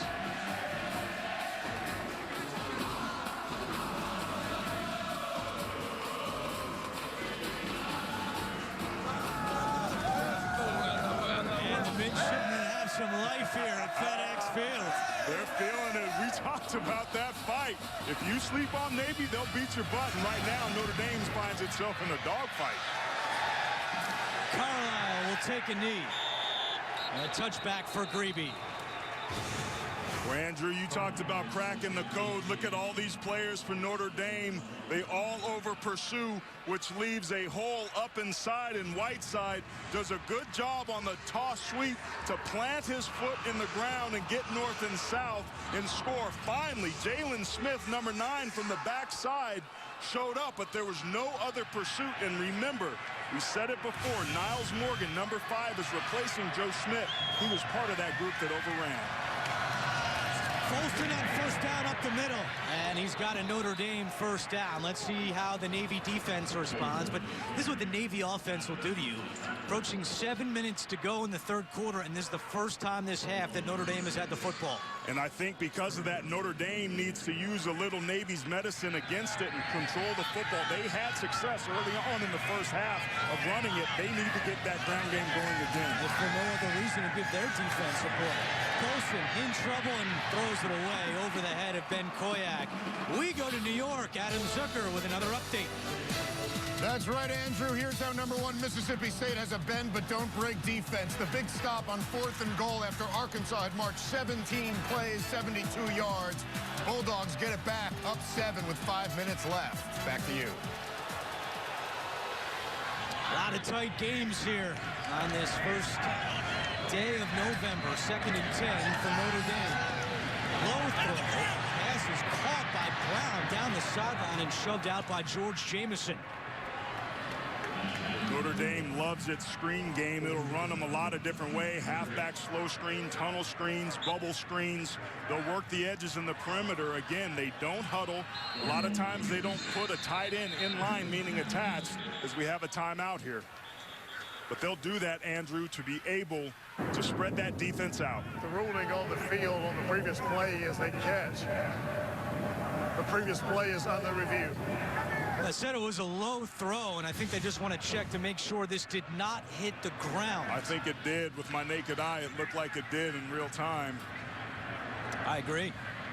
That should not be a catch. Right there. Every play is subject to review in college football. So right now the replay official, who's up here with us, Jack Kramer, will take a look.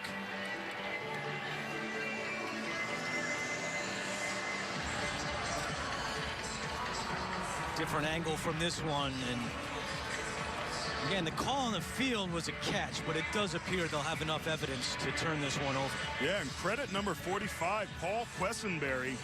With the pressure in Golson's face, he wasn't able to step into that throw, which took some of the velocity off, making it hit the ground. Navy with just 3 sacks this entire season, tied for the fewest in the country with New Mexico State.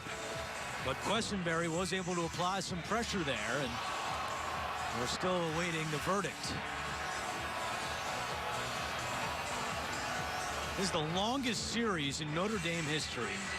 88th meeting tonight. Purdue is next with 86, followed by USC with 85. Of course, Notre Dame and USC will meet to close out the year at the end of November.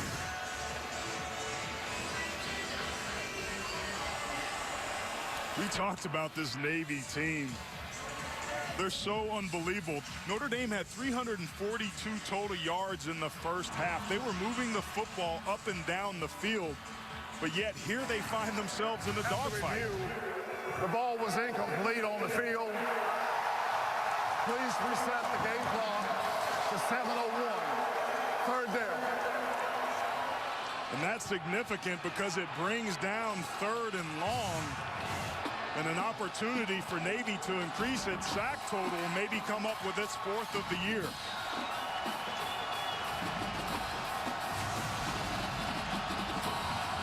Soft off coverage, and it looks to be man coverage up at the top.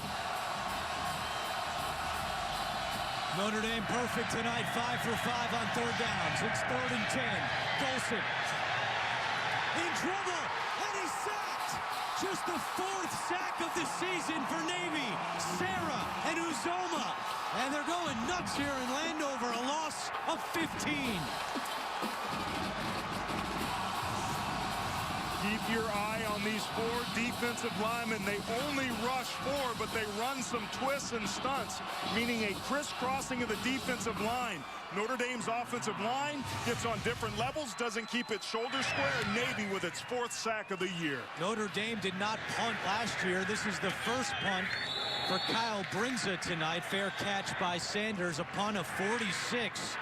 Navy is getting the ball back, and they have a chance to take the lead. A big defensive stand. Their 4th sack of the season, and the midshipmen have all the momentum.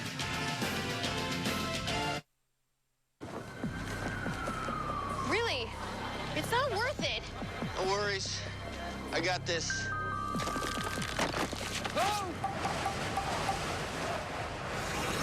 I got all the time in the world. Don't you want some of that?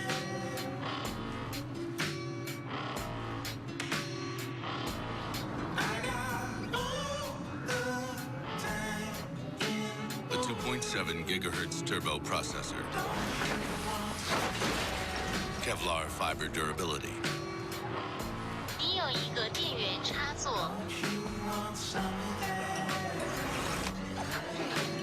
Turbocharged for up to 8 hours of battery in just 15 minutes.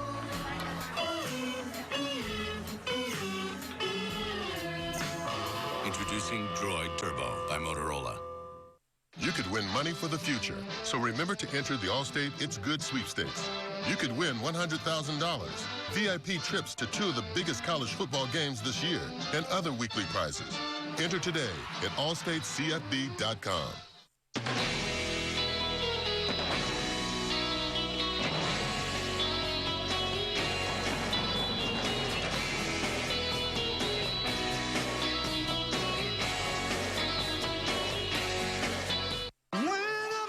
Be there for the manliest wedding of all time. Like most married couples, we will not have sex. Not even on my birthday? New 2.5 Men, CBS Thursday. Tomorrow, the NFL on CBS doubles up. First, things could get pass happy as Phillip Rivers and the Chargers challenge Ryan Tannehill and the Dolphins. Then Peyton and Brady ride again in a clash of division leaders when the Broncos battle the Patriots. All begins with JB, Tony, Bart, Coach, and Boomer on the NFL Today. What a showdown it will be in Foxborough. All-time head-to-head. Brady has gotten the better of Manning. 4:25 Eastern Time tomorrow on CBS. It's going to be a great East versus East versus West. That's a tongue twister. That's not easy for me to say. Matchup. 2 of the greatest to ever play the game at that position. Quarterbacks here, Golson and Reynolds. And Golson knows it could be a while on that sideline with the way Navy holds on to the football. So Golson puts the jacket on. It is chilly tonight here in Landover. 6:21 to go, third quarter. Navy will start this drive at the 34-yard line. Williams-Jenkins gets away from one. A flag is down. Isaac Rochelle came in to make the tackle. And it's a hold against Navy. Navy's a pretty disciplined team. Doesn't often find itself. 81 offense. It's a 10-yard penalty. We'll replay the down. Just the second penalty tonight against Navy. They are the least penalized team in the country. Just 24 penalties. And this is their 9th game. Notre Dame with 8 in the box there.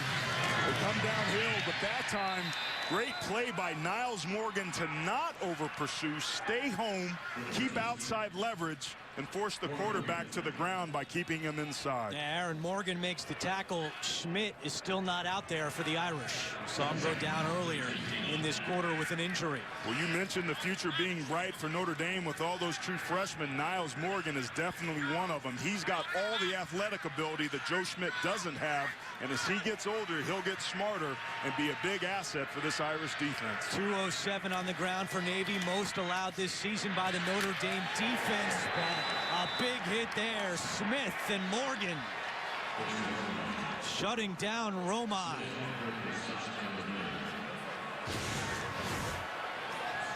Well, great job that time pursuing. We talked about the open field ability of Jalen Smith to be able to run to the football. He's great in the open field, great in space, and there's number 5 again, Niles Morgan, starting to warm up. Reynolds play action. Now steps up, has some room to run. Across the 35 and brought down from behind by Onwalu. And that'll bring up 3rd down. But there's an injured member of Notre Dame's defense all the way back at the 23-yard line. It actually brings up 4th down. It's 4th and 2, and that's Jerron Jones again. So timeout on the field. It's 4th and 2 for Navy when we return. I said there's a star coming. Fowler. He is new, different, and different. It's the future of golf. Trendsetter. Bright colors. I love his clothes. Oklahoma State orange. Orange, green, pink, purple. Could have been like a motocross star, and he chose golf. Favorite golfer ever. He's got guts, and the key is guts. Jerron Jones is still down on the field for Notre Dame with 4:42 to go, 3rd quarter. Made 5 tackles tonight, the junior out of Rochester, New York. Now let's go back to that last play.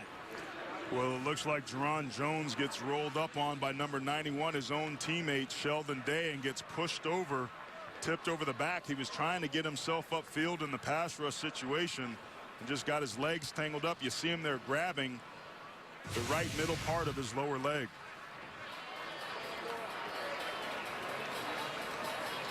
So Jones slowly limps off the field.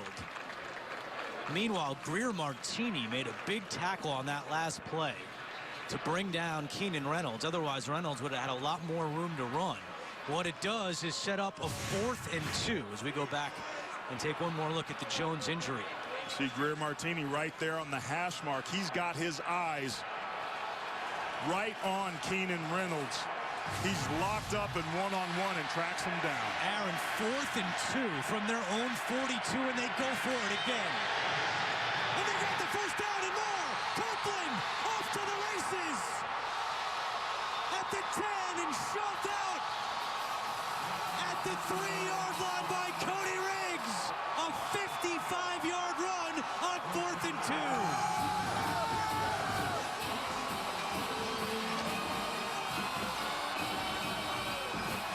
Navy hurried to the line and went hurry up and caught Notre Dame off guard. They didn't get lined up. Remember, Joe Schmidt's out of the game. He's usually the one that gets people lined up, and Navy's taking advantage of it. They hurry up again. Touchdown, Chris Swain.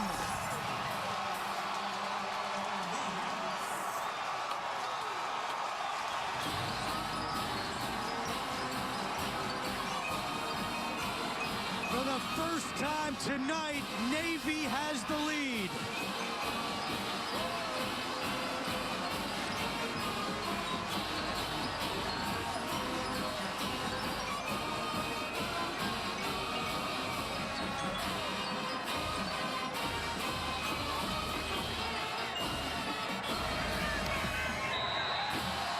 Grebe with the extra point. 24 straight points for the Navy midshipmen. They've erased a 28-7 deficit. We start on the 4th and 2 play, Aaron, with Copeland. Navy had these guys outflanked this entire series. Remember, number 38, the middle linebacker, Joe Schmidt, is the player that gets Notre Dame's defense lined up. Notre Dame wasn't ready before that play. They were misaligned, and here they get lined up wrong, had out-leveraged at the snap of the football, and Navy easily walks in for the lead. 3rd rushing touchdown this season for Chris Swain. The reaction from the midshipmen.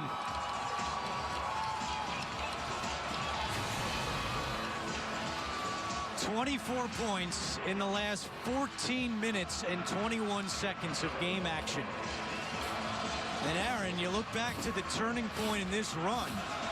It's the Everett Golson interception late 2nd quarter.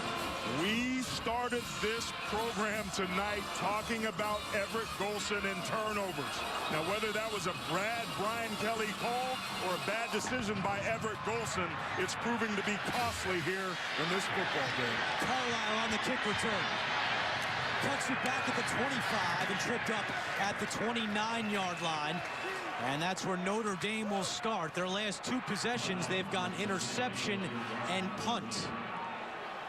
All right, as a former offensive lineman, I may be a little bit biased here. We threw up a graphic earlier talking about these guys right here, Notre Dame's offensive line. When you're on the road away from home, you have to bring your defense and your running game. Well, Notre Dame's defense hasn't shown up in this second half. They need their offensive line to take over. They've gone backwards in the second half, -4 in total yardage, and not much doing here for Folston. Inside 4 minutes to go, 3rd quarter. Controlling the line of scrimmage is something that Notre Dame should be able to do against this feisty Navy front. They're going to have to stick to that run game, get Terry and Folston into a rhythm and control that line of scrimmage. And then when they crowd, hit them with some play action. Golson to Koyak, and he's got a Notre Dame first down. Good play call there by Brian Kelly and the Irish. And they move the chains. Chris Johnson on the stop. And that's what 5 yards on first down gets you. The linebackers for Navy respond to that, opening up the hole for Koyak. Now Notre Dame going tempo. Folston closing in on his 2nd straight 100-yard rushing game. He's got 12 carries for 94 yards. Watch screen. Golson looking left, now running left. He's going to keep it across the 40. And Chris Johnson makes sure he goes out of bounds at the 43-yard line. Credit the defensive backfield that time for Navy for not giving Everett Golson any options to be able to throw the football. And for only having 4 sacks, Navy's defensive line's doing a pretty good job of getting a little bit of pressure on Everett Golson. Golson got 2 on that scramble. It's 2nd and 8. Folston. And Quincy Adams comes up to make that tackle.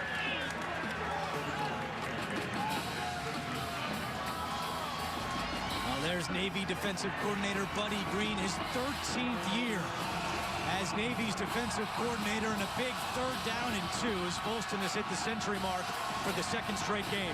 It's 3rd and a very long 2. They're an empty, 5 wide receivers, 3 to the right, 2 to the left.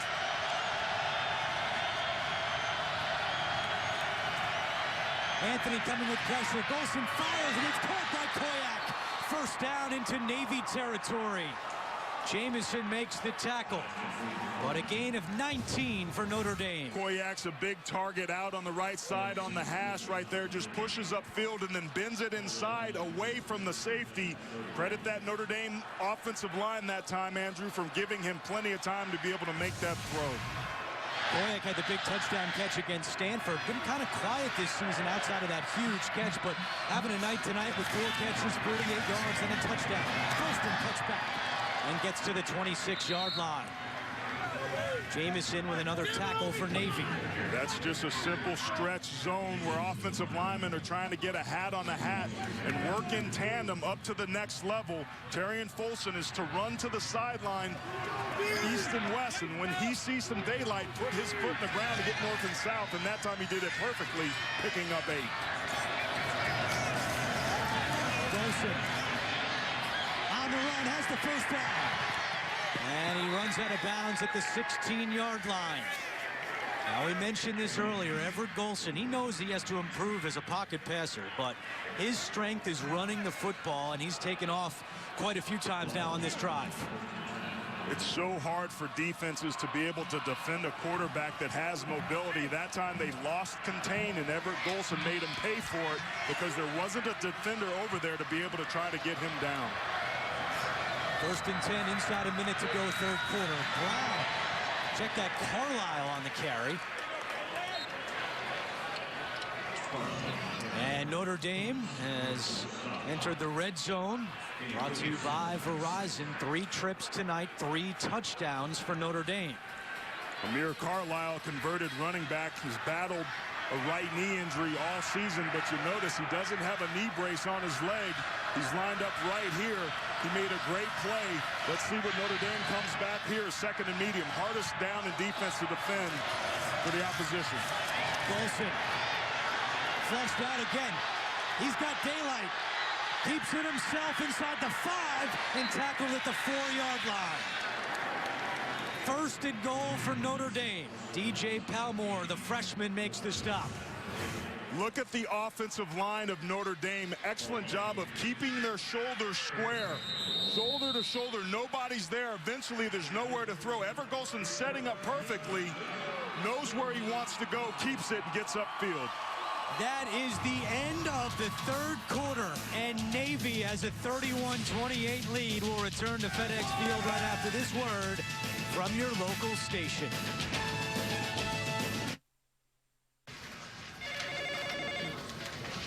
Call 232-GIVA to save today. Just the 4th time this year, Notre Dame has been held scoreless in a quarter. Goose egg in the 3rd, and now Navy has a 31-28 lead. You heard in the open, voiced by Joe Theismann and Roger Staubach. Staubach said this game would define Navy's season. Well, right now they have the lead, but Notre Dame is knocking on the door once again. To start this 4th quarter, they have it 1st and goal.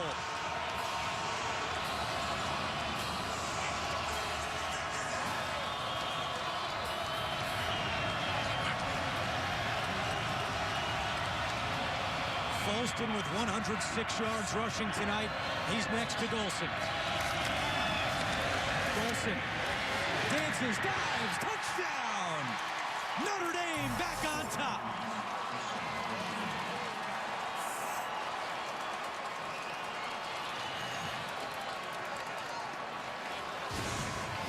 I'm not surprised. Everett Golson, just a zone read look. Looks like he was going to throw it and then comes backside. The defensive end stands there, but there's too big of a gap. He needs to be able to close down that lane. Everett Golson sees it, explodes through it for the touchdown. Second rushing touchdown tonight for Golson. He's also thrown for 3 touchdowns. Extra point by Brinza makes it 35-31.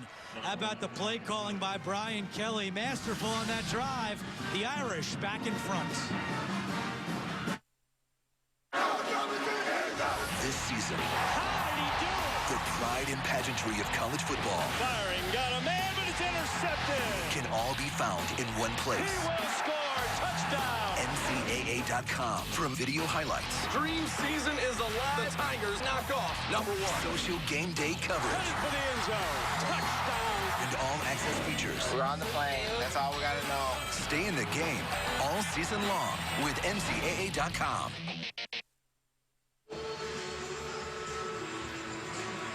We spoke with Navy defensive coordinator Buddy Green this week, and he said no one has figured out a way to bother Golson this year. Well, he's accounted for 5 touchdowns tonight. And here's the last one. Well, keep your eye on Everett Golson. He's going to be able to do a great job of running this football in on what essentially amounted to a busted play. He wants to throw this football. There's no place to go, so he just grabs it and basically turns it into a scramble and is able to find the end zone for the touchdown. That is heads-up playmaking by the junior, using his legs once again to make plays. He accounts for 71% of Notre Dame's offense this season. A touchback by Brinza. We're going to go back to New York. Adam Zucker with an update. Yeah, we got you on the line here. Is this the difference between undefeated and winless in conference play? #1 Mississippi State was on its heels when Will Redmond intercepts Brandon Allen in the final seconds, 17-10. The Bulldogs stay perfect. The Razorbacks lose their 17th straight SEC game, guys. Just another day in the SEC, right? Unbelievable. 14:55 to go, 4th quarter. And now Notre Dame ahead by 4. Ryan Williams-Jenkins on the carry for the midshipmen. Last 4 Navy possessions, 3 touchdowns and a field goal. And they are also winning the battle in terms of time of possession, 25 minutes to close to 20 minutes. Well, if you're Notre Dame, you got to find a way to be able to make a play. And if you're Navy, you have to protect the football and just keep chipping away. Copeland to the 35. And that is good for a Navy first down. So Navy's got some confidence. We're at the start of the 4th quarter here. Remember, it's way too early to get away from your game plan. They've been doing an excellent job of being able to find the weakness in Notre Dame, whether it's been on the perimeter, up the gut, or Keenan Reynolds' legs. I think it's about time we see some more of number 19.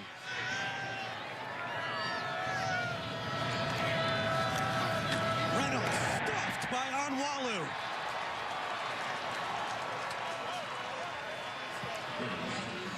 A wide receiver last year, but he looks like a linebacker on this play. And he just comes up inside and fires through. He comes by the space vacated by the backside guard, and nobody picks him up. That's a run blitz executed to perfection for the Irish.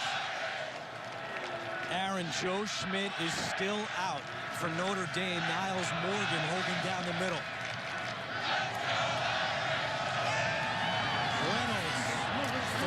Left, and the pass is caught by Damon Brown. Well, let's go down to Jamie Erdahl. Well, Andrew, to add insult to injury, we see Joe Schmidt on crutches. He left a few series ago after they tried to retape that left ankle. He literally took at least 2 minutes just to get to the ramp to get to the locker room. He was in a lot of pain, and we see him now in a boot and on crutches on the sideline. That's a huge loss, Jamie, for Notre Dame. The team's leading tackler, Brian Van Gorder, told us that his greatest trait is his mental ability to lead the defense. Now he watches from the sideline on 3rd and 7. It's a pass by the slot back, and it's dropped. That's Keenan Reynolds. The throwback to the quarterback, but they could not convert. That was a great play call, but poor execution. Keenan Reynolds has to be able to make that play. That football was right on the money, and 19 dropped it.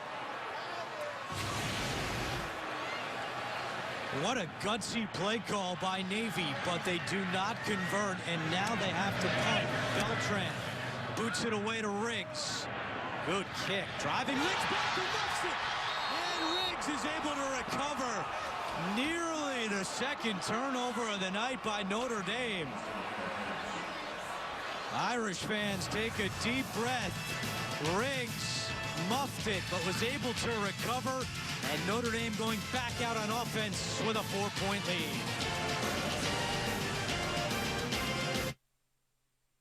It's more than the driver. It's more than the car. For Lotus F1 Team, the competitive edge is the cloud.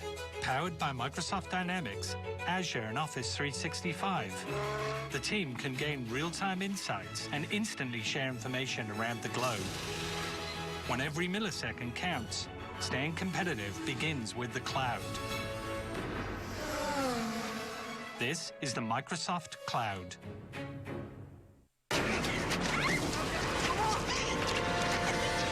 Let's hide in the attic. No, in the basement. Why can't we just get in the running car? Are you crazy? Let's hide behind the chainsaws. Smart. Yeah, okay. If you're in a horror movie, you make poor decisions. That's what you do. I'm being quiet. Breathing on me. If you want to save 15% or more on car insurance, you switch to Geico. It's what you do. It's time for our Geico game recap. Everett Golson having a big night despite that one interception. He's rushed for 2 touchdowns, passed for 3 more. But Navy closed out that first half very strong, highlighted by that Golson pick from Jamison. They were able to convert that pick into points. Greavy with the field goal as time expired in the first half, and that catapulted Navy here in the second half. A couple of big plays in this half by the midshipmen. Gutsy call on 4th down to go for it.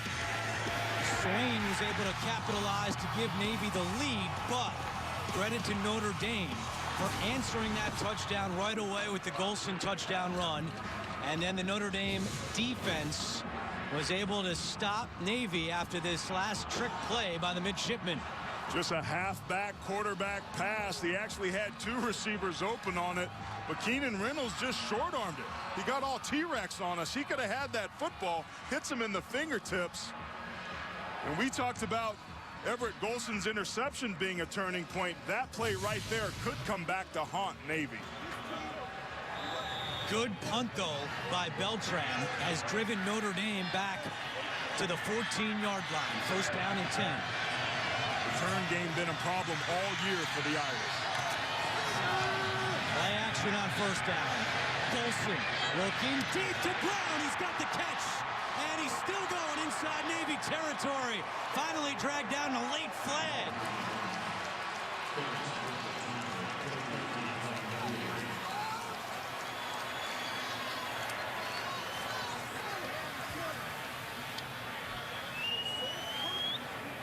Here's Ron Cherry.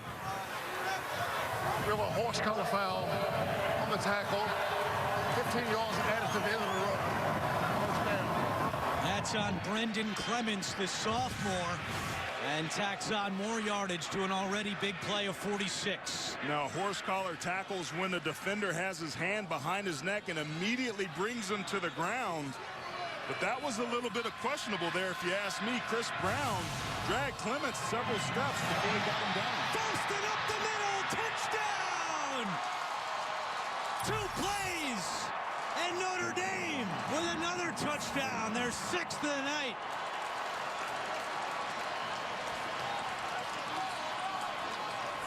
Folston now with 131 yards rushing on the night.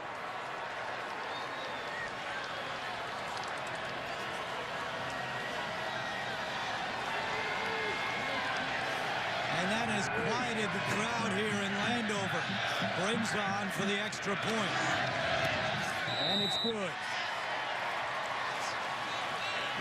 The big catch, the penalty, and the run. Just like that, 7 more points for Notre Dame. Falston finding room up the middle, and he drives it right into the end zone. Notre Dame back up by double digits.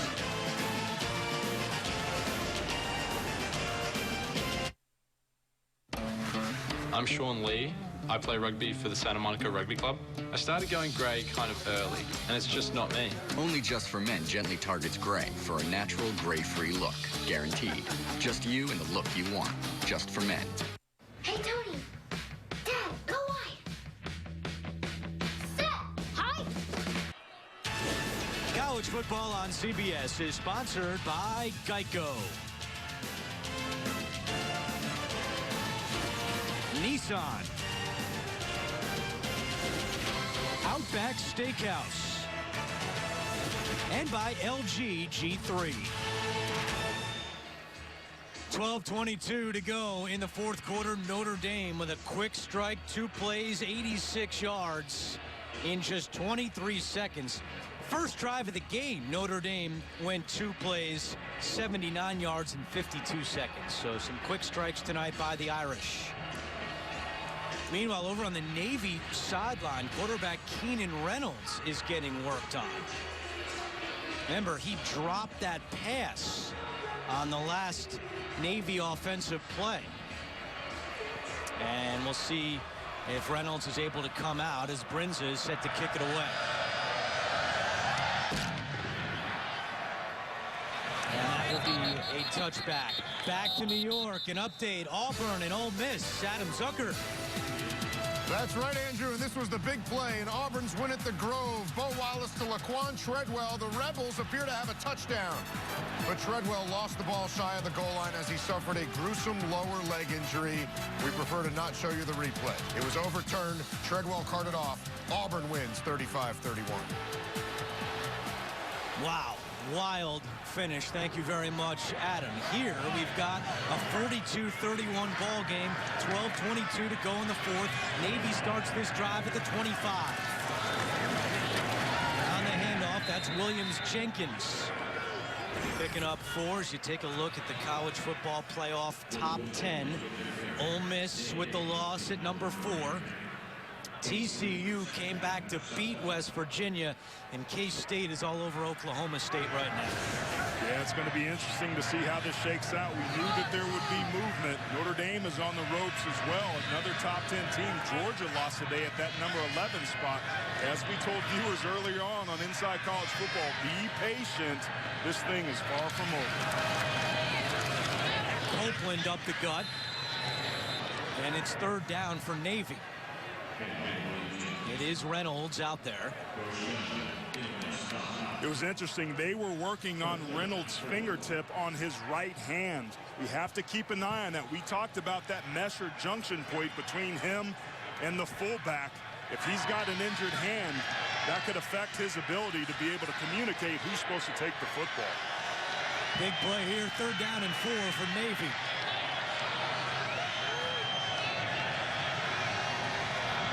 Leverage right. Reynolds, tackle from behind. Another tackle by the freshman Greer Martini. And now on 4th down, Ken Niumatalolo is keeping his offense out on the field at his own 32-yard line. Do you agree with this, Aaron? Well, I think it's a type of game. Remember, they're a team that goes for it on 4th down. The way Notre Dame's offense scored quickly, yes, they've got to get this. They're going for it. And they're not going to get it. Rochelle and Jalen Smith. And a big stand by the Notre Dame defense. We talked about Navy wanting to try to be able to get into the boundary. This time they kept outside leverage, forcing the play inside. It's a toss sweep. They try to crack on Jalen Smith, who makes an unbelievable play for the stop on 4th. Listen in. Aaron, last year, Navy was driving in South Bend on 4th down. It was Jalen Smith that made a big tackle in that a year ago to seal that win. He comes up with another big 4th down tackle against Navy here in 2014. So the Irish with golden field position. Folston trying to bounce it outside. He can't get past that tackle by Uzoma. That was a big risk by Navy to go for it on 4th down because it puts Notre Dame immediately in scoring position. They could kick a 47-yard field goal from here. That was a huge, huge turnover by the midshipmen. You hit a big point there, Aaron, in field goal. If Navy can keep this to a field goal here, it's still a 2-touchdown game. If Notre Dame's able to punch it in, it becomes a 3-score game. And you see Notre Dame kind of gingerly getting this play off. Maybe they're trying to bleed the clock a bit. Folston. And he gets a yard on the play. It'll be 3rd down for Notre Dame, and you're right, they're working a little clock here now, inside 10 minutes to go. Yeah, and that was a tackle counter where they pull the backside tackle, number 78, Ronnie Stanley, and both times Navy responded well to that and stuffed it, bringing up a 3rd and 7 for Notre Dame. This is a great area to run a screen, and the Irish haven't ran many tonight. Let's see what they do here. They've had a lot of success on 3rd down tonight, 6 out of 7. From here, it would be a 47-yard field goal. And keep in mind, it's windy. Kessenberry coming. There is the screen, Aaron, and it's broken up. Sarah got a finger on that one. Tell you what, Bernard Sarah's been having a pretty quiet night, but making an impact. They're just running some twists again where they crisscross. But Everett Golson needed to put a little bit more air underneath that because Bernard Sarah, who's only 6'1", got his big paw on it, forcing the field goal. Great stop by Navy. It's a 46-yard try for Kyle Brinza. His season long is 48. 10 out of 14 this season. Kick is nowhere close.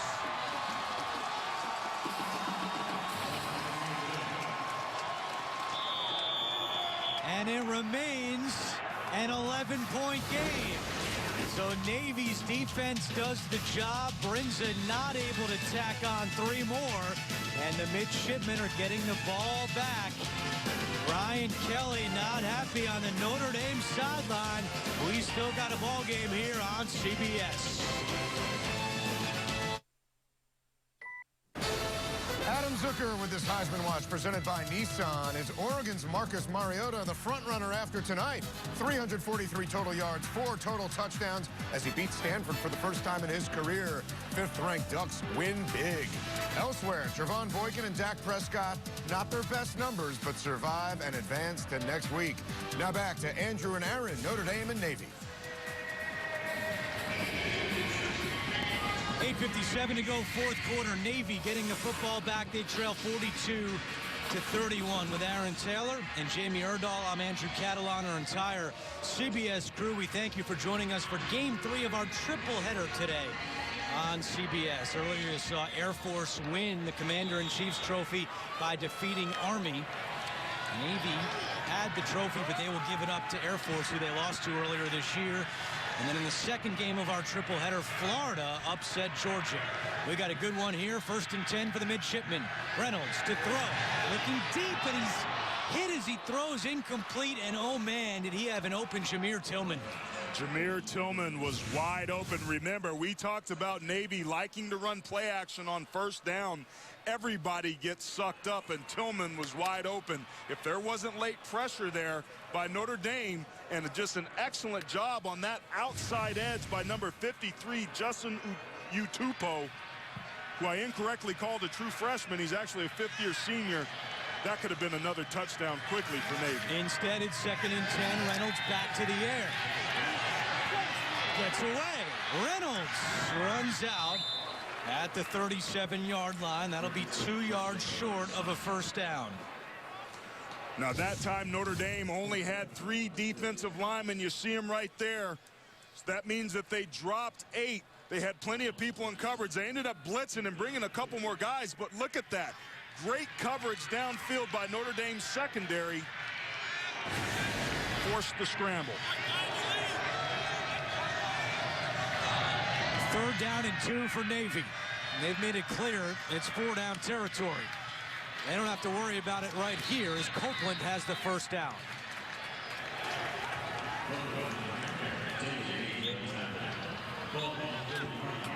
Keep in mind, earlier in this half, Navy had to burn a timeout before a 4th down and 1 play. They only have 2 timeouts remaining the rest of the way. Tick, tick, tick. This is what Navy does. They bleed clock and put drives together. Reynolds and stuffed. The freshman Niles Morgan having a night here against Navy. Look at Niles Morgan right here. He tracks this the whole way. If a linebacker sees a hole, he hits it, but he has to get home to make the play. It's that sort of athleticism that has Brian Van Corter, the defensive coordinator for Notre Dame, very excited. Joe Schmidt is a very smart football player, but Niles Morgan's a very athletic one, as we just saw. Morgan filling in for the injured Schmidt. We showed you he's on crutches on the Notre Dame sideline. 2nd down and 12. Reynolds chased by Sheldon Day, and Day hit him, and it's picked off. Utopu has the interception for Notre Dame.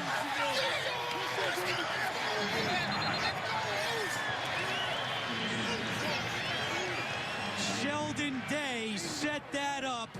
Utopu with the INT.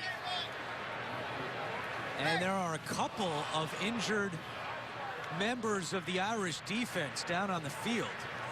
One of those is Sheldon Day, and I think the other one's James Onwalu. That's correct. Day up top, Onwalu on the bottom. There's great pressure from Sheldon Day, the junior out of Indianapolis. And that really is what set up the interception as we take another look. Top of the screen, Sheldon Day doesn't get blocked. The guard makes a mistake. Bam, you see those 2 players just hit each other, Sheldon Day and James Onwalu, coming up with a huge play, forcing the turnover, but that could have been a very costly interception for the Irish. So Notre Dame is still attending to Sheldon Day as Onwalu walks off. We'll step aside and come right back. Take a deep breath in and exhale. And a gentle wave-like motion. Liberate your spine. And reach. Toes blossoming. Not that great at yoga. Yeah, but when I slipped a disc, he paid my claim in just 4 days. 4 days? Yep. See why speed matters at Aflac.com. It will be a tough fight. But the chosen one has been. 7:09 to go, 4th quarter. Notre Dame up 42-31, and a good sign just moments ago as Sheldon Day was able to walk off under his own power. Looked to be okay, so that's good to see. As Keenan Reynolds has thrown the interception, just his 3rd of the season. As we take another look. And you see Onwalu and Sheldon Day just going to make a play, and they hit helmets. You have to wonder if it was the blows to the head that got both those players a little bit wobbly as they got up. Since taking the lead, Navy's last 3 possessions, punt, turnover on downs, and then the interception. And Notre Dame again with golden field position. They'll start this drive at the Navy 29-yard line, trying to put the midshipmen away with 7:09 to go. They're in empty right now. 5 wide receivers, no running backs. Here comes Cam McDaniel from that slot. Play action. They fake it to McDaniel. That pass is high over the head of the intended receiver, Chris Brown. And that's something Notre Dame will do. They showed a look of 5 wide receivers, but it was actually 10 personnel, meaning 1 running back and no tight ends, 4 wide receivers that time. Folston's gone for 134 rush yards today, but it's McDaniel out there again on 2nd and 10. They give it to McDaniel. And Uzoma wraps him up, gets some help from Daniel Gonzalez. It's third down.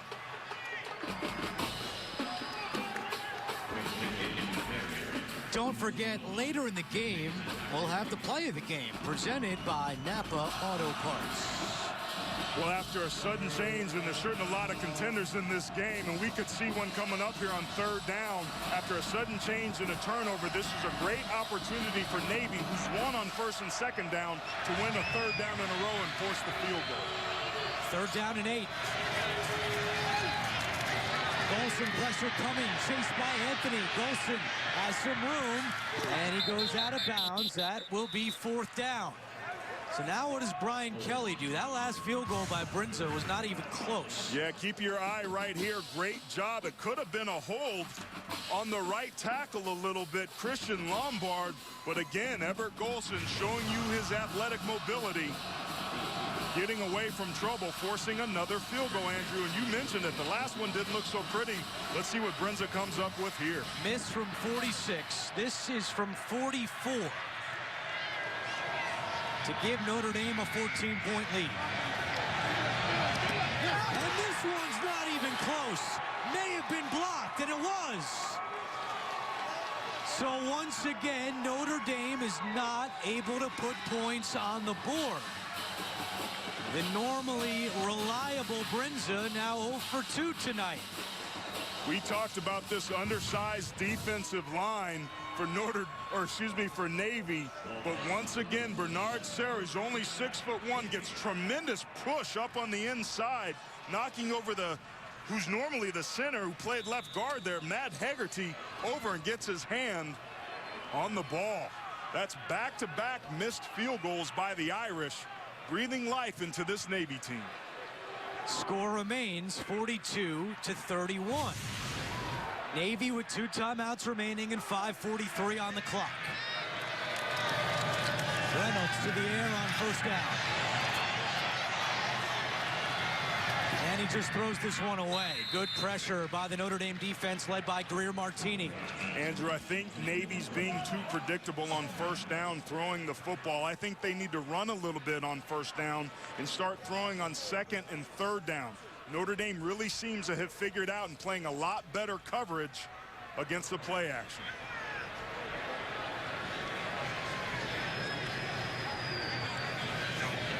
Reynolds is 4 out of 12 passing tonight for 85 yards. Williams-Jenkins spinning away, and he gets up to the 34-yard line. It'll be third down, and time continues to tick away.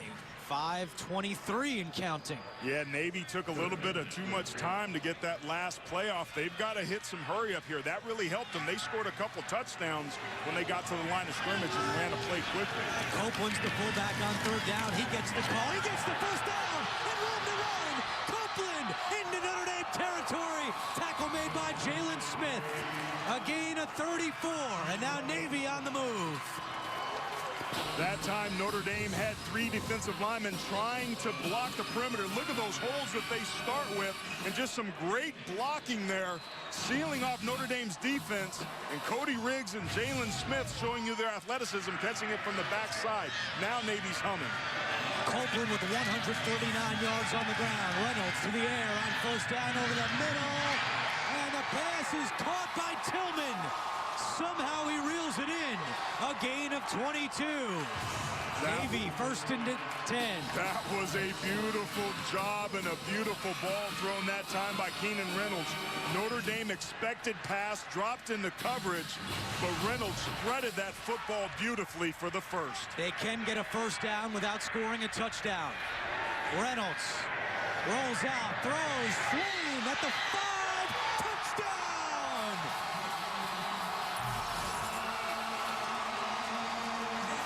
And now, if you're Navy, you got to look at going for 2.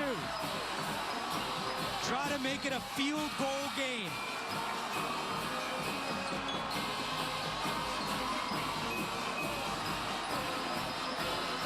Just an incredible job by the middies, running down the field, keeping Notre Dame off balance. Once they got a couple of those big gains, they started rushing up to the line of scrimmage, just like they did to start the second half, and found a lot of room to run and hit their head on the goalpost, making this a 5-point game and about to go for 2 to try to make it a 3-point game, as you mentioned. Yeah, this is the right call, going for 2, trying to bring Navy to within 3. A flag is down and a delay of game. Or did they give Navy the timeout? Timeout. Timeout on the field. Second time that Navy has had that happen, where they just got in the timeout. And now they only have 1 remaining the rest of the way. And that could prove to be costly, particularly with the type of offense that they run. In the lower right, the play clock's ticking. See, Aaron, you had to know you're going for 2 there. You got to get the play. Waste a timeout, and now only have 1 left. That could really prove costly against Navy. I agree with you, partner. The clock management hasn't been ideal for Navy. You don't know if those timeouts are going to play a role, but you just can't be lackadaisical, either getting your play call in or calling those timeouts. They're taking it too close.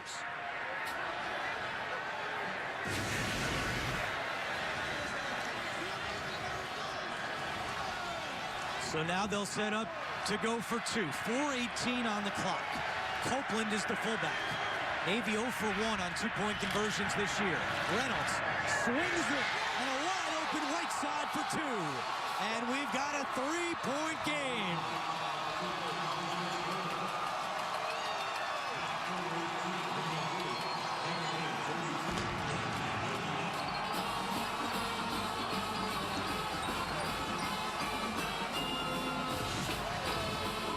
It starts with the block of Notre Dame's field goal, the second that they missed in a row. Bernard Serra gets his big old right paw on it, sends it away, forcing the turnover, and then Keenan Reynolds showing you tremendous accuracy. Look at that dart, putting it in the window where only his guy can go get it. And a couple plays later, Chris Swain bobbling the football, comes up big to control it for the touchdown. And then, of course, the 2-point conversion that we just saw.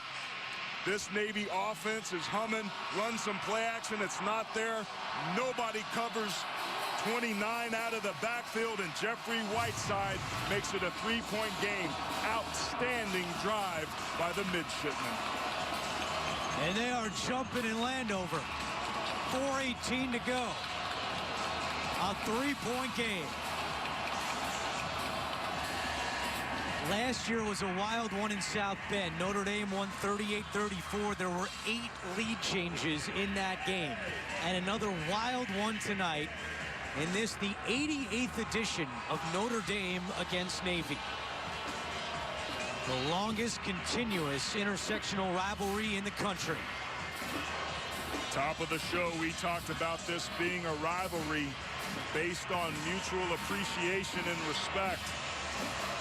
But we also talked about the fight and the way that Navy plays the game of football. There is no quit in these young men, and it's been an outstanding performance so far. And there's 4 minutes left in this game. It's anything but over. Let's see how the Irish respond with the timeout, it looks like, Andrew. Yeah, it looked like Navy may have been trying to fake the onside kick potentially. So Brian Kelly calls a timeout. Time now for Red Lobster, which presents today's scholar athletes. And for Notre Dame, Corey Robinson, a 3.83 GPA 4 times on the Dean's List. And for Navy, it's offensive lineman E.K. Binns, 3.41 GPA. His goal is to become a professional sports marketing director.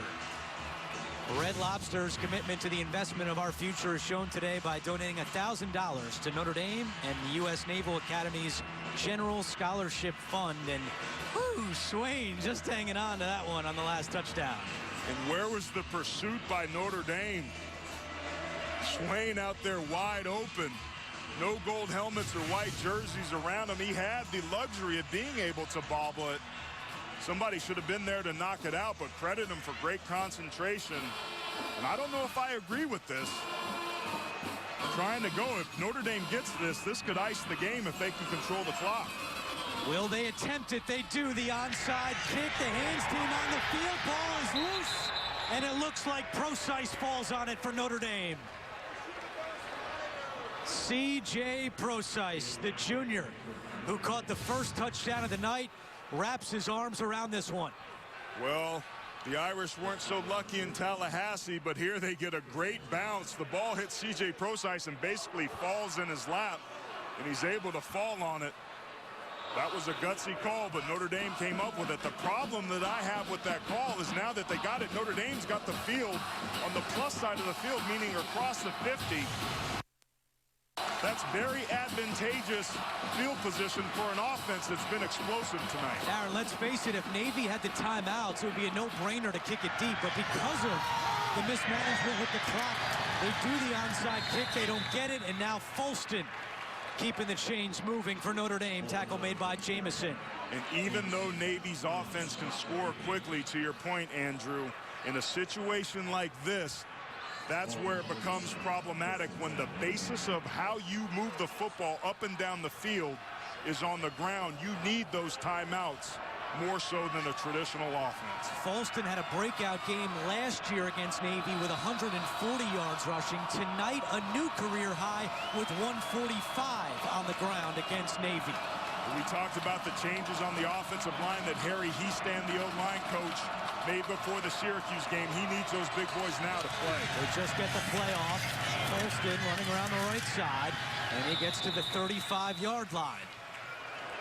Navy with just the one timeout remaining.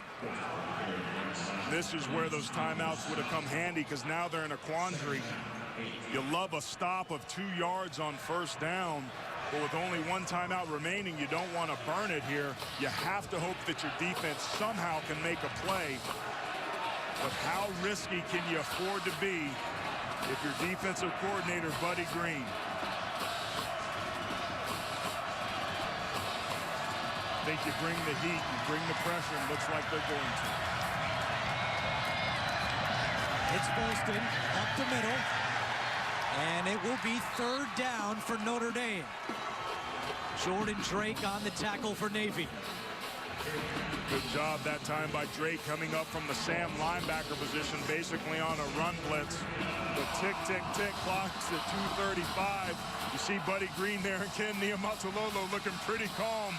But he needs one of his guys to come up here and make a big stop. Remember, Notre Dame's missed its last 2 field goal attempts. This is an extremely important down for Navy. And he's kicking into the wind if they are able to hold Notre Dame to a field goal try. We've seen Brinza already miss 2.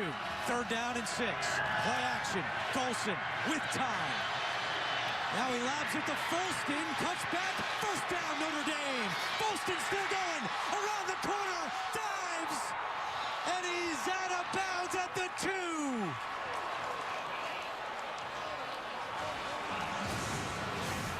Great job by Notre Dame's offensive line, giving him protection. This was just great coverage by Navy as well. And Everett Golson made the decision he needed to make, which was take the check down. He didn't force the football, and he gave it to Folston, who turned around and made a great play. The sophomore bringing Notre Dame down to the 3-yard line. And a great block by wide receiver Will Fuller, who sprung Folston for some extra yards. It goes for 30. And now first and goal for the Irish. And we have some movement and a false start. Left side of that offensive line moved before the ball got snapped. 78 offense. It's a 5-yard penalty. First down. And that's tough because that's Ronnie Stanley, the junior out of Las Vegas, that is easily Notre Dame's best offensive lineman. Look at those long arms. Been impressive with him on film, but that was a costly mental error for his team. Stops the clock with 1:34 to go. Ball security been a problem for the Irish, particularly down here deep in the red zone. They have to protect this, and Navy's got to try to jar it free. There's the ball on the ground. Golson scoops it up, and now he's still running. Touchdown! How did that happen? Third rush rushing touchdown tonight for Everett Golson. He's also thrown for 3 touchdowns, and that should do it. Nearly a turnover. Instead, it's 6 for the Irish. We talked about ball security. Everett Golson just never gets a good handle on it. He was trying to give it to Turian Folston, but just the defense basically opened up and the seas parted. And Golson made him pay for it. Couple missed tackles there by Navy, but once again, the luck of the Irish is alive. Golson has accounted for a career-high 6 touchdowns tonight. Gosh, that's a second time in the last couple minutes we've seen a ball bounce back into the hands. Remember the onside kick that hit C.J. Procyse fell right in his lap. That time that ball fell right in Everett Golson's lap. Keenan Reynolds even in amazement on the Navy sideline. Nearly a turnover. Notre Dame now up by 10 with 1:27 to go.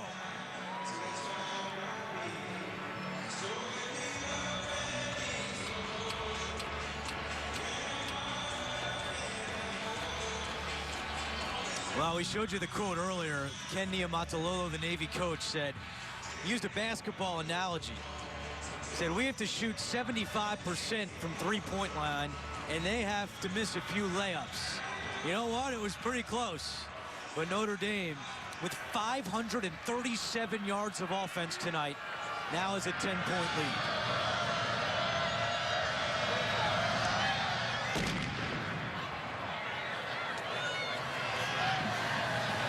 This one scooped up by Gully, and he gets to the 30-yard line with 1:19 to go. Well, next Saturday, the Home Depot SEC on CBS brings you the best games from the best conference. It starts with Texas A&M taking on Auburn.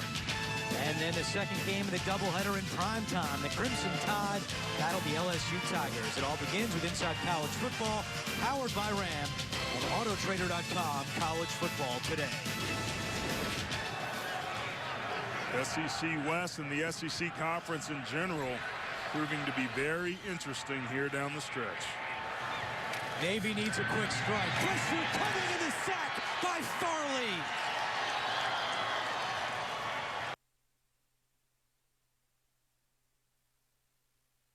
And 1.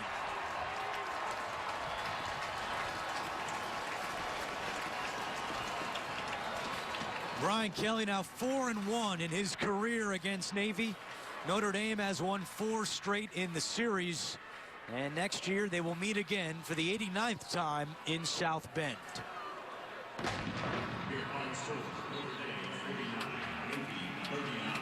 Time now for the play of the game presented by Napa Auto Parts. Everett Golson lost the handle, recovered, and takes it in for his 3rd rushing touchdown of the night.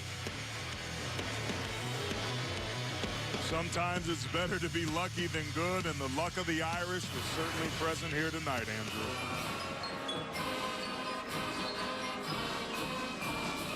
Andrew. We are not going anywhere because, as per tradition, Navy's alma mater, the Navy blue and gold, will be played as the team stands at attention in front of the brigade of midshipmen.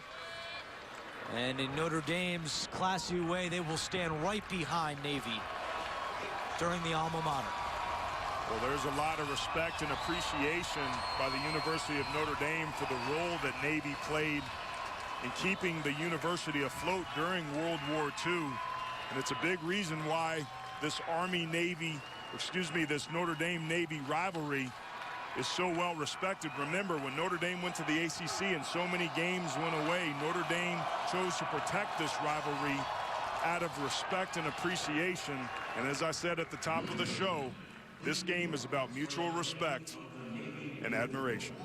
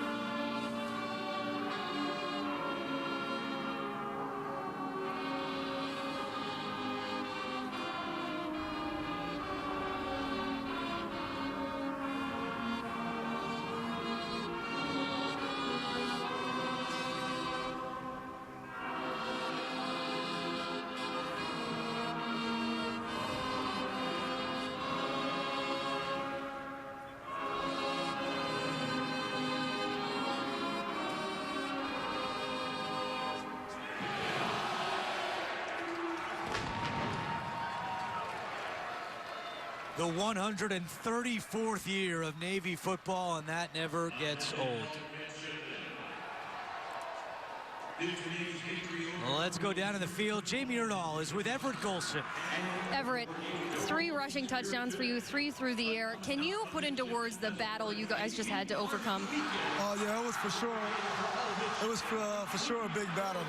You know, we knew those guys on offense were really talented, so we just had to try to do our part on offense as well.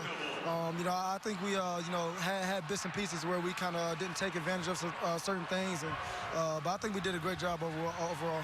Can you take us back right before the half? Coach said it was his bad on that interception. What did you see on that play? Basically, they played, you know, a quarter 2 read kind of look, and I was, you know, just kind of trying to anticipate the throw.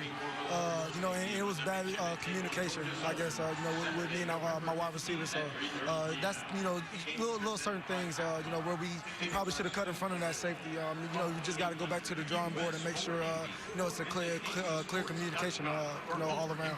But you found success through the air. How much did that have to do with the success on the ground today? I think it was pretty big.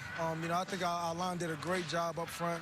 You know, I think one of those last plays, they gave me, you know, ample time, you know, for me to get to my check down. So I think we did a pretty good job overall. All right, thank you. All right, thank you. What a night for Everett Golson. 3 touchdowns through the air and 3 on the ground as Notre Dame improves to 7-1. The Irish take on Arizona State next week, but what a valiant effort from Navy tonight. They fall to 4-5. For Aaron Taylor, Jamie Erdahl, our entire CBS crew, this is Andrew Catalon saying so long from FedEx Field, where the final score is Notre Dame 49, Navy 39. This has been a presentation of CBS Sports. Good night from Landover, Maryland.